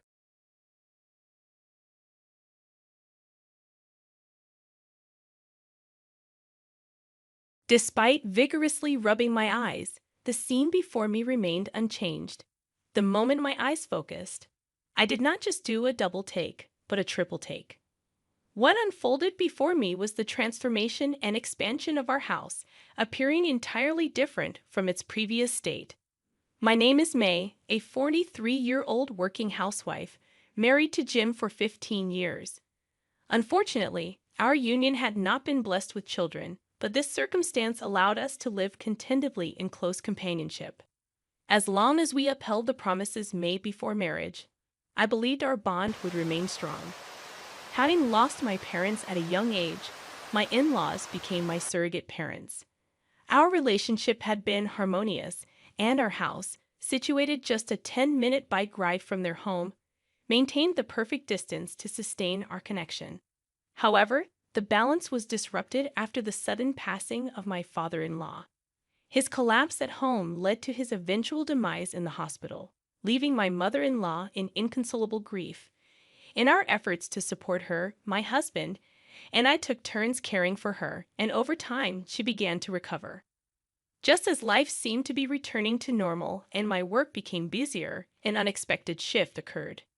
My mother-in-law's visits to our house escalated significantly, becoming a daily routine without respite. She would arrive during the busy morning hours, letting herself in with a spare key I regretted giving her. Faced with her insistence on looking after the house while urging me to go to work without worry, I found myself pushed out the door daily. Although my intentions were genuine when offering her the spare key for moments of loneliness, her constant presence became increasingly unpleasant. Yearning to discuss the matter with my husband, I discovered he was seldom home when I returned from work. His early departure and late return left me alone with my mother-in-law, who eagerly waited to fulfill her self-imposed role of house caretaker. One day, exhausted beyond words, I returned home to a shocking discovery. As I entered the bedroom to change, I let out a scream of surprise. A massive vase, unseen before, occupied a prominent place beside the bed. Rushing back to the living room, I found my mother-in-law nonchalantly munching on rice crackers, the crumbs scattered on the floor mat. In that moment of surprise, struggling to find my voice, I managed to utter, "Did you go into the bedroom, Mother?" "Yes, I went in." "Did you put that vase there?" "Yes, I put it there. It's a big vase with a Japanese pattern, totally out of place in a Western-style room." I couldn't help but wonder, "What is that thing?" "What do you mean? It's a vase," she responded. "It's obvious by looking. Am I not getting through to her?" I thought, growing frustrated. Now she started eating chocolate. "That's the precious vase a colleague gave me as a souvenir from their overseas trip. But never mind that for now. The bedroom was so bland and uninteresting. The atmosphere is much better now, isn't it? It fits so perfectly like a vase in its rightful place." My mother-in-law seemed to be enjoying herself. I couldn't comprehend how someone might find a giant vase beside the bed interesting or atmosphere-enhancing. I'd want to question them for a good hour about such an out-of-place vase. So, she brought it here herself, not by delivery. That's impressive, I mused. But this is not the time to be impressed. Are we seriously keeping that vase? My mother-in-law says, "Oh, I'm tired from moving the vase. May, isn't dinner ready yet? Hurry up, please." So, she expected dinner too. I couldn't help but wonder what I had done today. Worked hard moving the vase, is that so? Can you please go home? If this keeps up, I'll get fed up. At first, I thought she was just lonely, but now I don't feel that way at all. May, make sure to prepare rice and meat soup for breakfast. She's bustling around busily, ordering me around. May, where's my lunch money? I'm looking after the house for you. You're so thoughtless. At least vacuum daily. I'm the one getting tired of looking after the house. Don't modern daughters-in-law care for their mothers-in-law at all? Her endless demands were making me want to tear my hair out. Then she suggested, "It's a hassle to go home. I'll sleep in the room with my son, and you, May, can sleep on the sofa." So, you're staying overnight. That's what I'm saying. Seriously, what kind of punishment is this? She finally left quietly after I gave her my treasured cookies, her favorite. I'm at my wit's end, Jim. Please do something about your mother. I cried out to my husband, reaching my limit. Well, even if you say so, Mom must be feeling lonely, I guess. I thought that phase was long over, you know? It's like she's trying to take over our house. Saying it out loud seemed to fit the situation best. I had been struggling to describe what was going on, but once I said it, it clicked. Now it seemed like my mother-in-law was trying to take over our home. If things continue this way, it'll play right into my mother-in-law's hands. Oh, forget about the pot. I believe this is a problem, but my husband just frowns at the suggestion. Taking over is an exaggeration. It's fine. She's just looking after the house while we're away. We don't need her for that. We have a home security system. Then should we cancel it? It would save us money. That's not the point. I insist, but my husband just doesn't seem to get it. Even if I ask him to talk to his mother, he always ends up doing whatever she says. It's mother over wife, a mama's boy, huh? Still, my mother-in-law's visits don't stop. She's staying over more and more often. Is her takeover project going smoothly? Why do I have to sleep on the sofa? I miss my bed. Well, there's that. After my father-in-law passed away, we felt sorry for her. Maybe we've been too kind to her. Is this what they call taking advantage of the situation? As I pondered what to do, I was called in by my boss at work. Worried that I might have made a mistake, I went to see what it was about. "Think you could go on a business trip abroad," he said. A business trip overseas. A chance to get some souvenir chocolates from a colleague. Away from my mother-in-law's reach. Well, it's not like that. Being selected for an overseas business trip means being seen as promising for the future. That's the unwritten rule in our company. No, it's different. I'm moving up. We couldn't have children, but in return, I devoted myself to my work, and it paid off. It seems God is watching over me. My response: "Of course I am," I immediately said. "Okay, are you sure it's okay? Leaving for a month." "It's fine. Mom's here after all," my husband confidently reassured me. But you see, it's his mother that I'm worried about. When I return from the trip, there might be more pots. "My dear, leave the house to me. I won't let anything bad happen. I'll take care of it until you return," my mother-in-law declared with confidence. "It's because of you that I'm worried." In the end, the business trip went too smoothly and got extended. Before I knew it, 3 months had passed, and now I'm back home. Oh, how I've missed this place. Yes, it's nostalgic. But why is our house under renovation? I closed my eyes for a moment, hoping it's a dream. But when I open them, it's still the same. What I see is my home transformed by additions and alterations. What in the world? I dashed into the house. "Oh, welcome back. You're late." As I entered, my mother-in-law greeted me nonchalantly. "Mother-in-law, what on earth is going on here?" Well, we're remodeling. We needed to make it a two-family home to live comfortably, a two-family home." Then my husband appeared. "Oh, welcome back, May. You were gone for a long time. Dinner will be simple tonight." It's not about having a simple dinner. Why am I just back from a business trip expected to cook dinner? But that's not the main issue. "What have you done? Done without telling me?" "What do you mean? We remodeled for cohabitation. It's better to have a two-family home, right? Why did you do it without asking me?" As I confronted him, my husband had a look as if it was a trivial matter. "This house is in my name, isn't it? I can do what I want with it." But still. "Oh, come on, stop making a fuss." As I was about to say more, my husband scratched his head in annoyance and looked at me with a changed tone. "It's fine, isn't it? It's more convenient to have Mom around. It'll make things easier for you two, so you can focus on your work. And yet, you expect me to cook dinner. Housework is a wife's duty, right? You've been slacking off for 3 months. You can at least do that." I felt a wave of exhaustion hit me at my husband's words. Slacking off? Did he just say that? How busy I was overseas, working from morning till night. I didn't even have time to buy a single chocolate bar despite being abroad. And the torment doesn't end there. "Oh yes, I've turned your room into mine." "What? So where is my room? Did you add it in the extension?"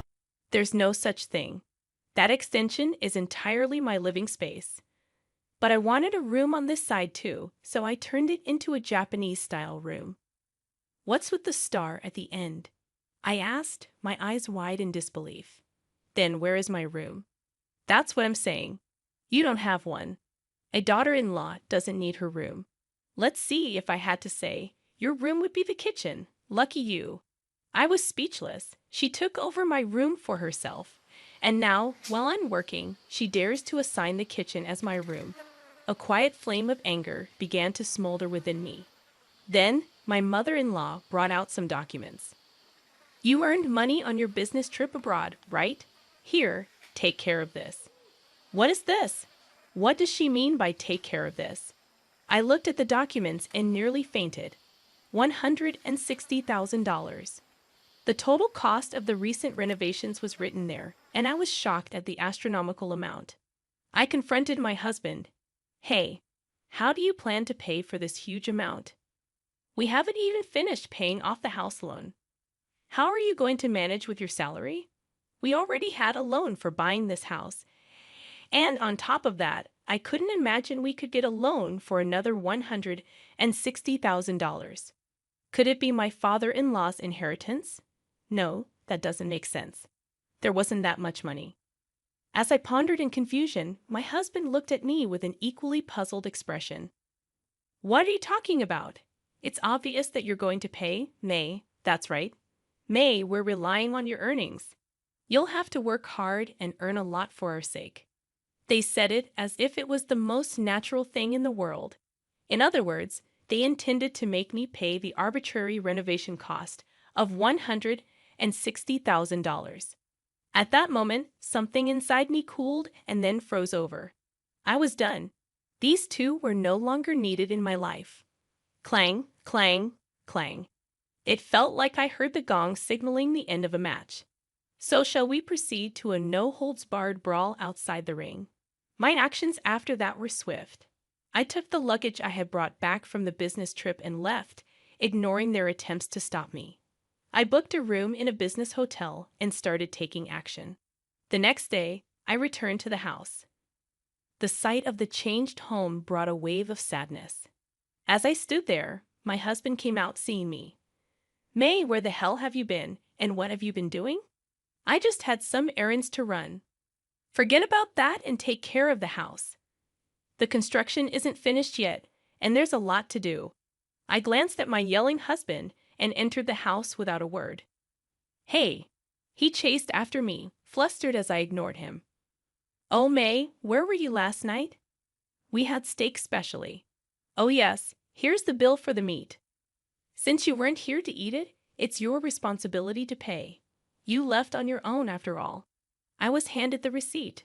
Slowly, I took it, and then I tore it. Rip, hoo, rip, hoo, rip. I tore it into 2, then 4 pieces, scattering them all around. Then I blew the shredded pieces of the receipt towards my mother-in-law. What are you doing, May? Even if you tear it up, I remember the amount. Shut up, be quiet. My response to my hysterical mother-in-law was undoubtedly cold. Overwhelmed by my demeanor, she quieted down, making a strange noise in her throat. Hey, May. Sensing something unusual in my aura, my husband cautiously spoke to me. Ignoring him, my mother-in-law yelled at me. What's with that attitude? Modern daughters-in-law are just fine. I'll forgive the steak bill, but make sure you pay the $160,000 for the renovation. Why should I? Why? Because you're the daughter-in-law, existing to serve your mother-in-law and husband. At those words, I snorted derisively. I won't pay. We are strangers now. My husband was shocked by my words. In front of him, I slammed a piece of paper on the table. This is a copy of the divorce papers. I've already submitted the original. What surprised my husband was when he picked up the paper, and it was exactly as I had said. Do you remember what we promised before we got married? I asked. Let me think. What was it? The promise my husband and I made before marriage was that if either of us betrayed the other, we would immediately divorce. We prepared divorce papers as a kind of talisman, thinking it would never come to actually submitting them. But now, I'm glad I had them prepared. I had kept the divorce papers in a safe deposit box and submitted them yesterday. Since we are now strangers, there's no need for me to pay any money. I just came to pick up my things today. I've already found a new place, so I'll leave once I've packed my belongings. What? Wait, May, this is a joke, right? A joke? The biggest joke was thinking you were my husband. Why should I live with people who mock me? But we're married. Not anymore. Marriage is about discussing and deciding important things together. Someone who makes major decisions alone, like you, isn't a husband. Why don't you live happily with your beloved mom? But. My cold words made my husband break down in tears. But it was too late for regrets. It's good to care for one's mother. However, that should be balanced with caring for one's wife. The moment he disregarded me and followed his mother's wishes, our marriage was over. This house is in your name, right? I saw the estimate yesterday, and the contract is under your name. Good luck paying back the $160,000. What? I waved my hand cheerily as he collapsed to the floor in shock. As I started gathering my things, my mother-in-law grabbed my arm. "Hold on, May. You can't just do as you please. I don't need your permission." It doesn't matter what a stranger thinks of me. As she was at a loss for words, I remembered something and handed her an item. "Here, as a housewarming gift for the renovation. Be sure to display it in your room." "What is this?" "It's a vase."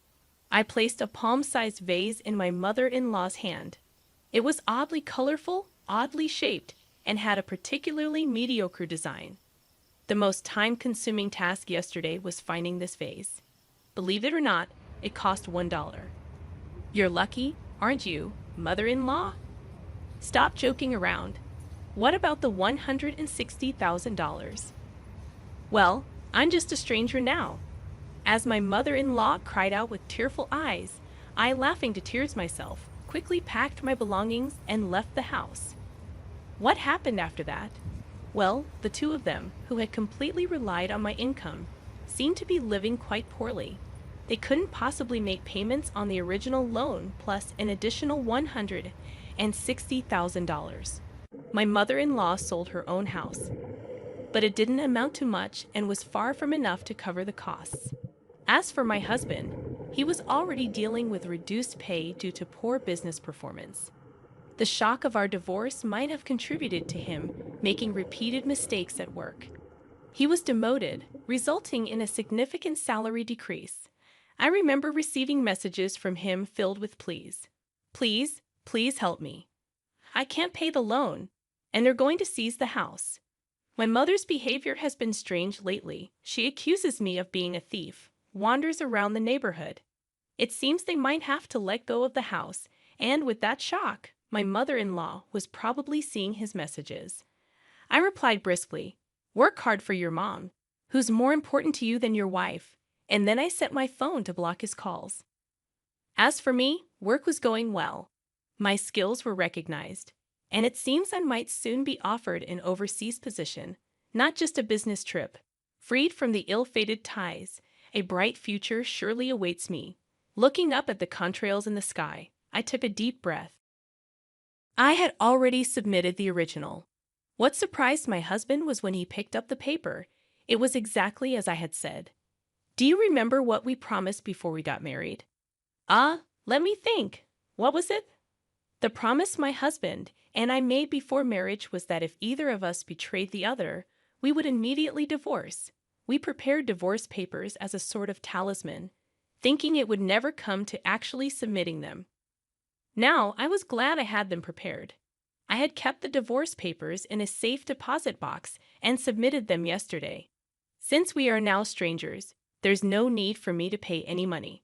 I just came to pick up my things. Today, I've already found a new place, so I'll leave once I've packed my belongings." "What? Wait, May, this is a joke, right?" "A joke? The biggest joke was thinking you were my husband. Why should I live with people who mock me? But we're married." "Not anymore. Marriage is about discussing and deciding important things together. Someone who makes major decisions alone, like you, isn't a husband. Why don't you live happily with your beloved?"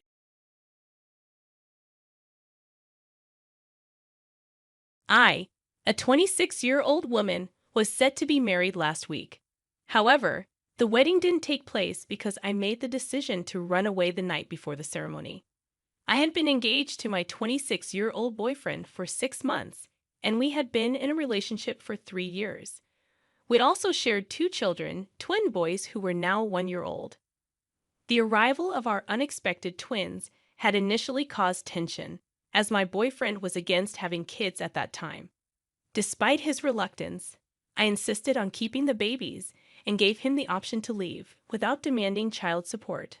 I believed in my ability to raise my children independently due to my strong maternal instinct. Over time, my boyfriend came around, supporting me throughout the pregnancy and proving to be a good father after the twins were born. 6 months later, he proposed and I accepted. We began planning our wedding, and everything seemed perfect. My parents were thrilled, as they liked my now ex-boyfriend. However, the night before the wedding, a phone call changed everything. We were following the tradition of staying in separate places, And after a heartfelt conversation, he forgot to hang up the call. I remained on the line out of curiosity and overheard a conversation between him and his father, revealing a side of him that made me question our 3-year relationship and the impending marriage.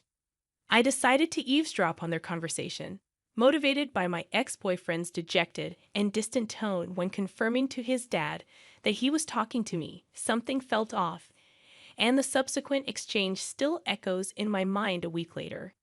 His dad questioned whether my ex still felt the same way as he did 2 days ago, and my ex affirmed. His mother joined the conversation, insisting that regardless of his feelings, he needed to go through with the wedding. This sparked a heated response from my boyfriend, asserting his autonomy and refusing to be pushed around. His dad, however, made a weighty proposition, stating that while they couldn't force him to marry someone he didn't love, they could cut him out of their will. His mother, in turn, lectured him about responsibility, emphasizing that as a father, he needed to grow up and commit. She argued that if he was ready for kids, he should be ready for marriage. My ex expressed his frustration, feeling coerced into marrying me despite not feeling ready, solely to avoid being disinherited. He lamented about the lack of consideration for his readiness for milestones in his life, feeling unfairly pressured into situations he wasn't prepared for. In his complaints, he stormed out, leaving his phone behind. His parents continued to discuss his perceived irresponsibility, prompting me to end the call.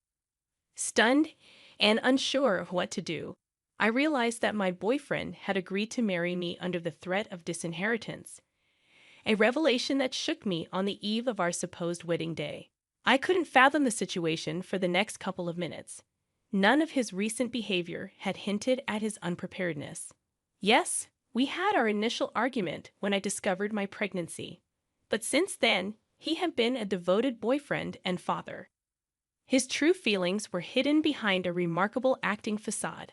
Once I gathered myself, I made a swift decision to escape. Fortunately, my kids were with me, so I drove to a hotel on the outskirts of town. Arriving late, I settled my fussy kids and blocked my boyfriend and his family without explanation. That night, I cried, realizing the past year had been a colossal lie. Eventually, around 4 a.m, I found some sleep.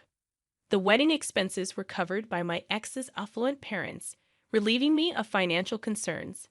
I texted friends and family that the wedding was off, promising to explain later. I made it clear I didn't want them involved with my ex or his family, trusting they'd respect my wishes. On what was supposed to be my wedding day, I stayed in the hotel, grappling with my emotions and finding solace in my son's company. Despite my devastation, I maintained a strong front for their sake. A day later, I returned home to gather my belongings and move out.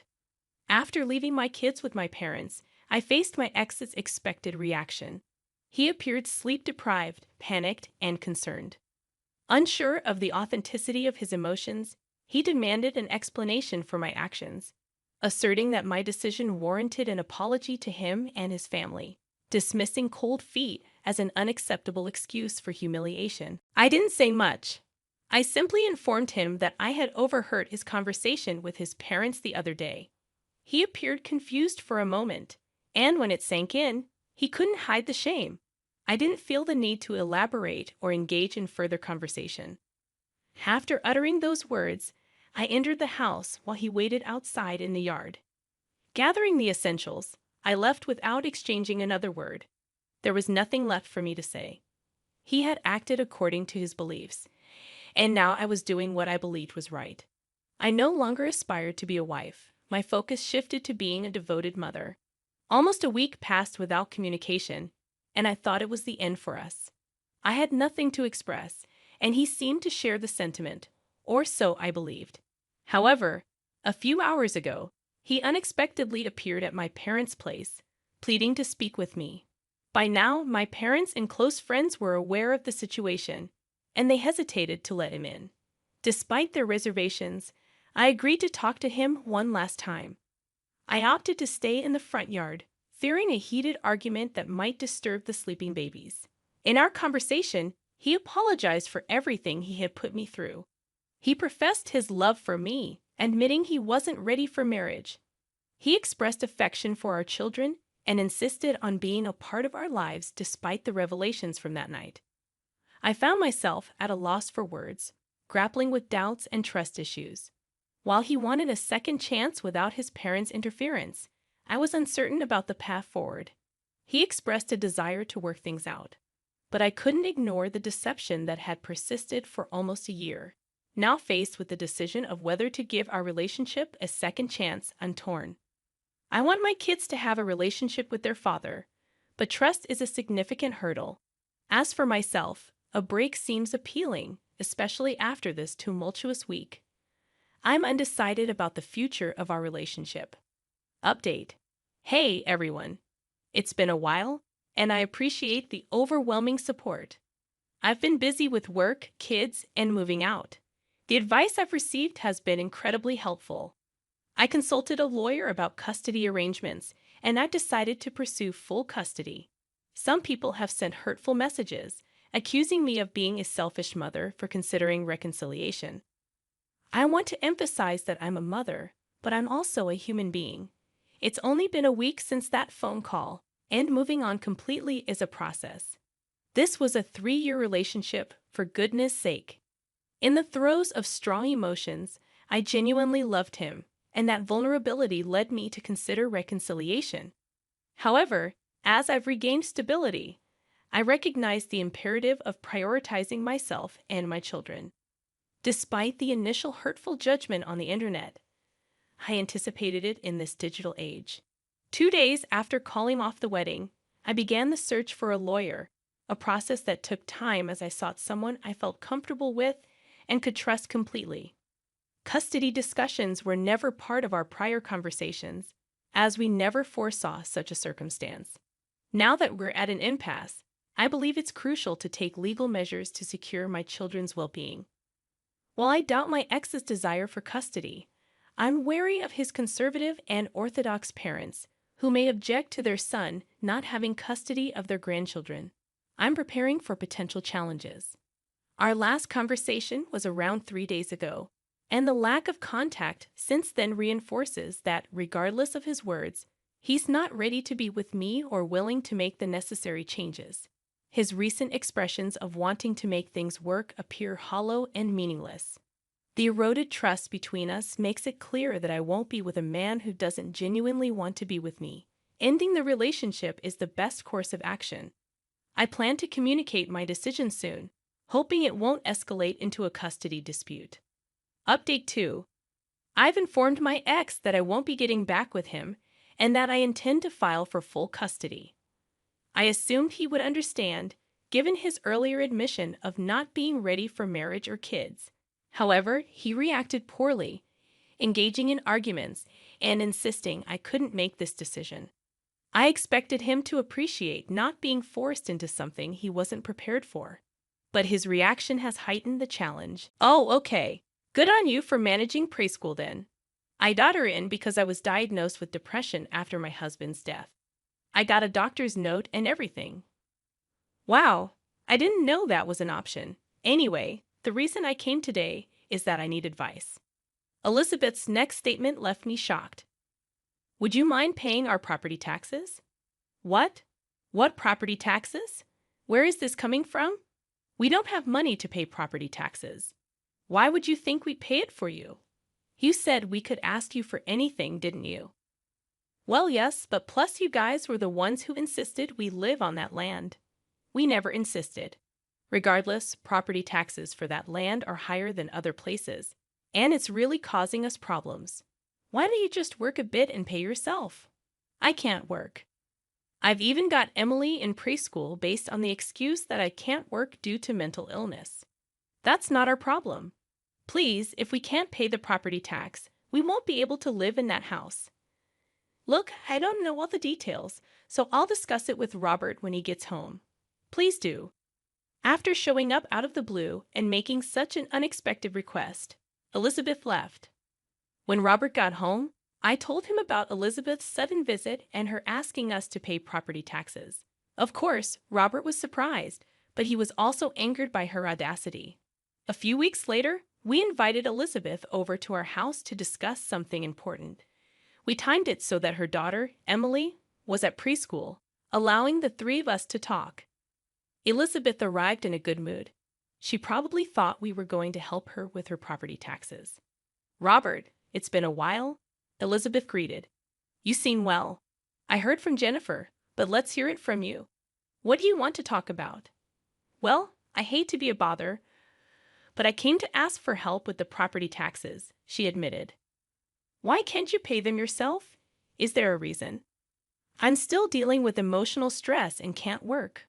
With a young child, I just don't have the money for the taxes." "So you can't handle unexpected expenses." "Exactly.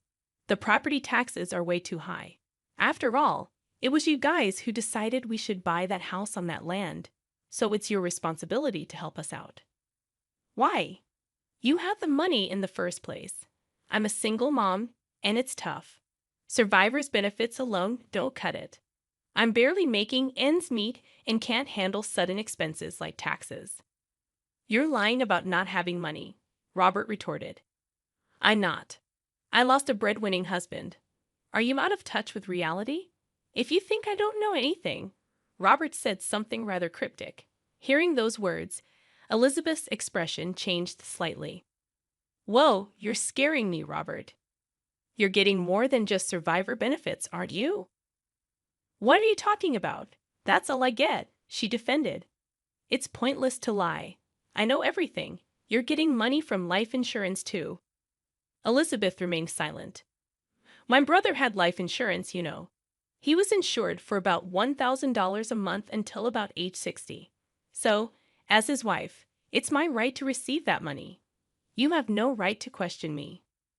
"But you do get a good amount of money every month with survivor's benefits and the insurance money, don't you? It's still not enough for everyday living. We have a mortgage. You've paid off the mortgage, haven't you? Don't you also get various other forms of assistance?" "How do you know all this?" "My brother consulted with me about everything, especially financial matters. So I know it all." "I see. But like I said before, I'm his wife, and Emily is his daughter. How we use that money is none of your business." "Fair point. But since money is coming in, you should manage it properly and pay your own taxes. Robert, you work for a big corporation, and you're rich. Why can't you just help us out a little? You're being too stingy." Elizabeth still seemed unconvinced, listening to this conversation. I finally understood why Elizabeth, even after losing her husband, continued to live lavishly without working. I couldn't complain. Money was something her late husband left for her. But Robert wasn't done talking, and that's when I learned an unbelievable fact. "So earlier, you said the kid is James's. Is that true?" "What are you talking about?" "Of course it is." "Well, that's good, because if it's not, we have a big problem." "Isn't that quite rude? I just lost my husband. Don't start accusing me of things." I, who had been silently listening, quickly interjected. "That's crossing the line, man." But Robert continued. "You see, my brother consulted me when he found out about their pregnancy." "What about him?" "He said that judging by the due date, there's no way the child could be his." "What do you mean?" "He was always on an extended business trip and hadn't been home during that time. He was worried that the child might not be his." "That's absurd." "I thought so too initially. James said there was no evidence of an affair. Then he passed away before we could gather any. So it was a misunderstanding, right?" "After James was gone, I couldn't shake off the thought. So I investigated." "What? Whether you had been unfaithful?" My jaw dropped next to me in a state of shock from this newfound information. Robert continued speaking to Elizabeth. "I was planning to take my time gathering evidence, but since you came to our home, I hurried my investigation." "And what did you find?" "You're living with another man now, aren't you?" "So what if I am?" "He's someone I started seeing after my husband passed." "I see. I was wondering if the man you're living with is the child's father. But it turns out he's not Emily's father. It's your brother, H. Do you have any proof?" "Sorry to say, I approached Emily and the man at the park and got a single hair strand from their clothing. That's creepy. I do feel a bit guilty, but it's for my brother. And what did you do with it? James is no longer with us. So I submitted the hair, along with mine, for a DNA test. According to Robert, even if it's not from the father, a close relative can provide enough genetic information for a paternity test. Robert went on. The test showed that Emily is not James's child. Elizabeth looked down, unable to speak. Then she finally spoke, almost in a whisper. So what does that mean? It's heartbreaking for James. Speaking ill of the dead accomplishes nothing, maybe. But since my brother can't find justice, I plan to file a lawsuit against you and your lover for damages. What are you talking about? We're getting married soon. Oh, really? Well, that makes things easier. Since the house is already paid off, you should just sell it. Then you can use that money to pay for both your compensations. Why should I? If you can afford the compensation, you're welcome to stay. But your fiancé doesn't work right. How do you know that? You can get by without working now, but that changes when you're married. It's none of your business. The conversation was far from over, and an angry Elizabeth tried to leave. Robert spoke up. I'll handle the property taxes for you. I'll also start the process for selling the house. Angry, Elizabeth stormed off and eventually sold the house, just as Robert suggested. The house sold quickly due to its desirable location and being relatively new. Elizabeth paid the compensation with the money from the sale. Apparently, Elizabeth and her man got married. But because of that, she would no longer receive the survivor's benefits she had been getting due to her husband's passing. Ignorant Elizabeth had no clue about this. She bought a cheap used house with the money from the sale. No longer a single mom, her financial aid dried up, as did the survivor's benefits. Both Elizabeth and her new husband had to start working. Elizabeth, once a spender on fashion and beauty, marked the start of a tougher life. Her husband couldn't keep a job, and the marriage soon fell apart. Elizabeth was back to being a single mom, but now with no financial aid coming in, she had to work desperately to make ends meet. For us, the storm has passed, and our peaceful days have returned. We were even blessed with a child we had longed for. I can't wait to meet the child that I will have with my beloved Robert. We will give our child the middle name of my late brother-in-law, ensuring that his memory will always be with us. In my second update, I confronted my ex, expressing my decision not to reconcile and notifying him of my intention to file for full custody. I anticipated he would understand, considering his previous admission of not being ready for marriage or kids. I believed he should have felt grateful that I wasn't pushing him into an unprepared role. However, he reacted poorly, engaging in arguments and insisting I couldn't do this to him. He suggested that breaking up was acceptable, but taking his kids away wasn't. This argument might have made sense in a typical relationship, but our circumstances were far from ordinary. As you already know, my ex had initially opposed having kids, and until a week ago, he wasn't ready to be a father. Suddenly, he was fiercely fighting for custody, raising suspicions of external influence, likely from his controlling parents. During our argument at a restaurant, I attempted to calm him down, embarrassed by the scene he was causing. In an effort to avoid a protracted custody battle that I couldn't afford financially or energetically, I sought a rational conversation. I knew his parents could afford top-notch lawyers, potentially dragging out the legal process. My approach was to reason with him and hope he wouldn't contest custody. I reminded him of his previous stance on not being ready for kids until a week ago, asserting that my proposed arrangement was in the best interest of all involved. I suggested he could live his life unburdened by marriage and kids, while I took care of our children. However, he claimed to have changed his mind, asserting he was now ready to be a father. This sudden shift seemed suspicious, leading me to inquire further.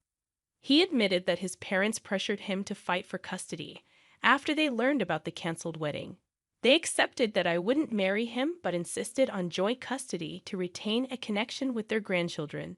Threatened with disinheritance, he begged me to agree to joint custody, but I was disgusted and chose to leave. I couldn't fathom that once again, He was succumbing to his parents' influence, even when I had given him an easy way out. He didn't want to be a father or commit to me. His primary concern was his parents' wealth, driving him to such lengths. If his sole focus was their money, I didn't want him anywhere near our kids. They deserved better.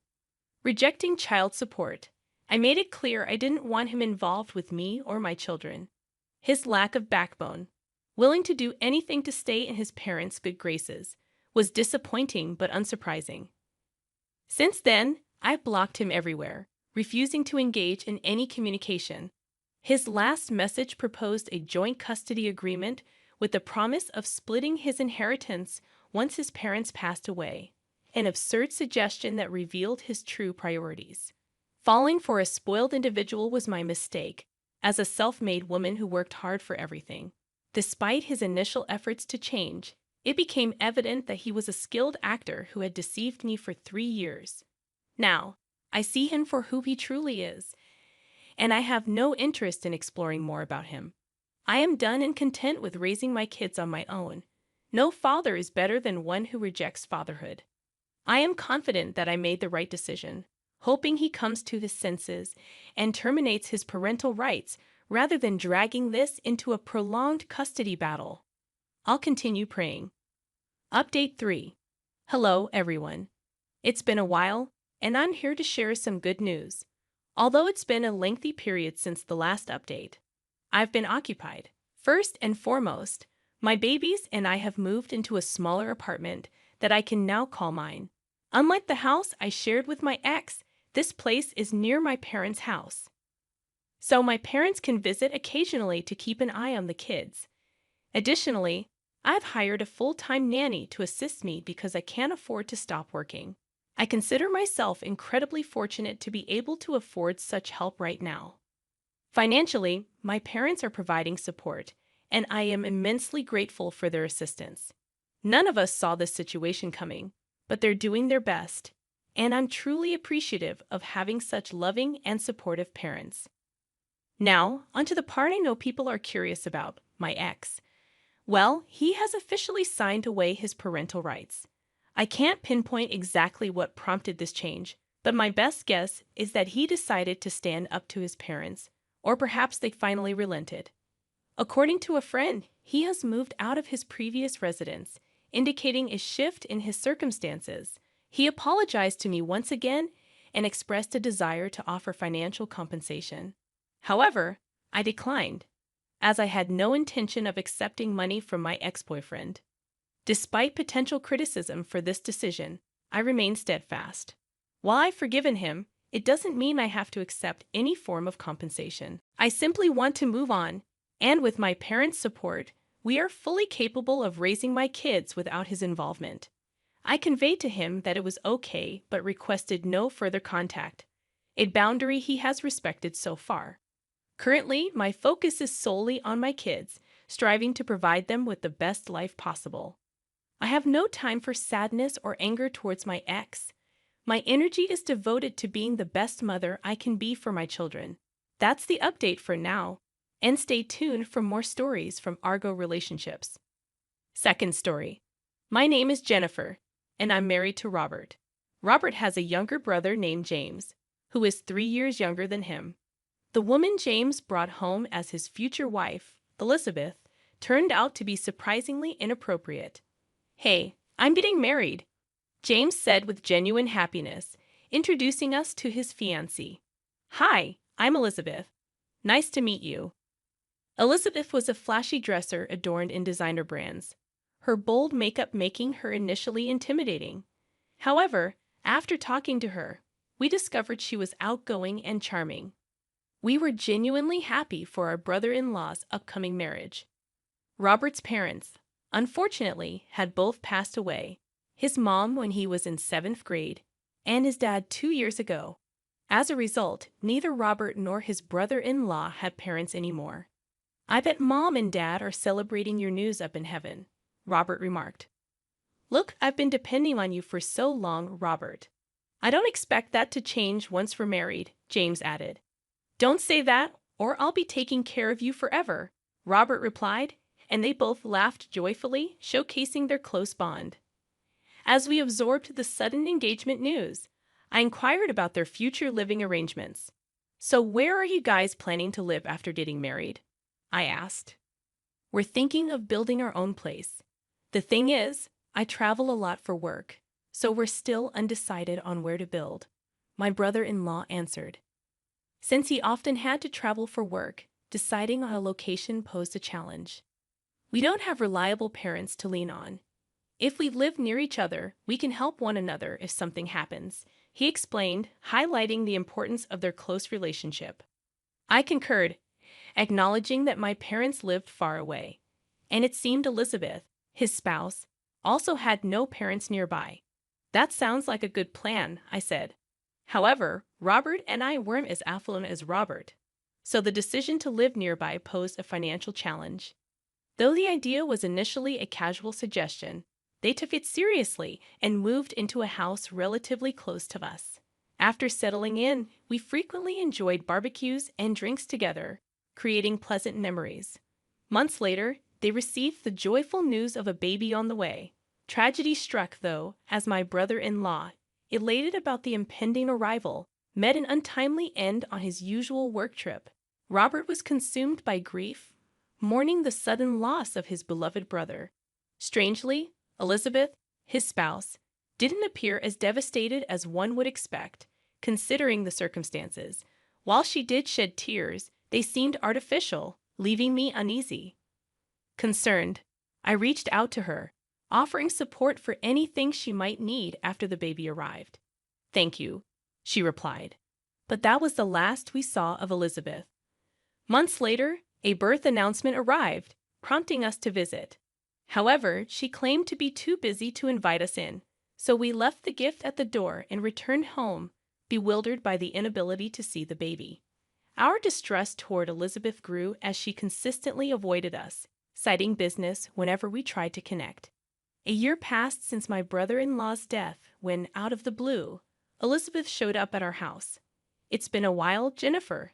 Long time no see. How have you been?" she greeted. Confused, I inquired about the sudden visit. "I came because I need some advice," she explained. When asked about Emily, her response was surprising. "Emily's at preschool. Being alone at home with her all the time was driving me crazy. I enrolled her right after she was born." "Oh, I see. Are you working then?"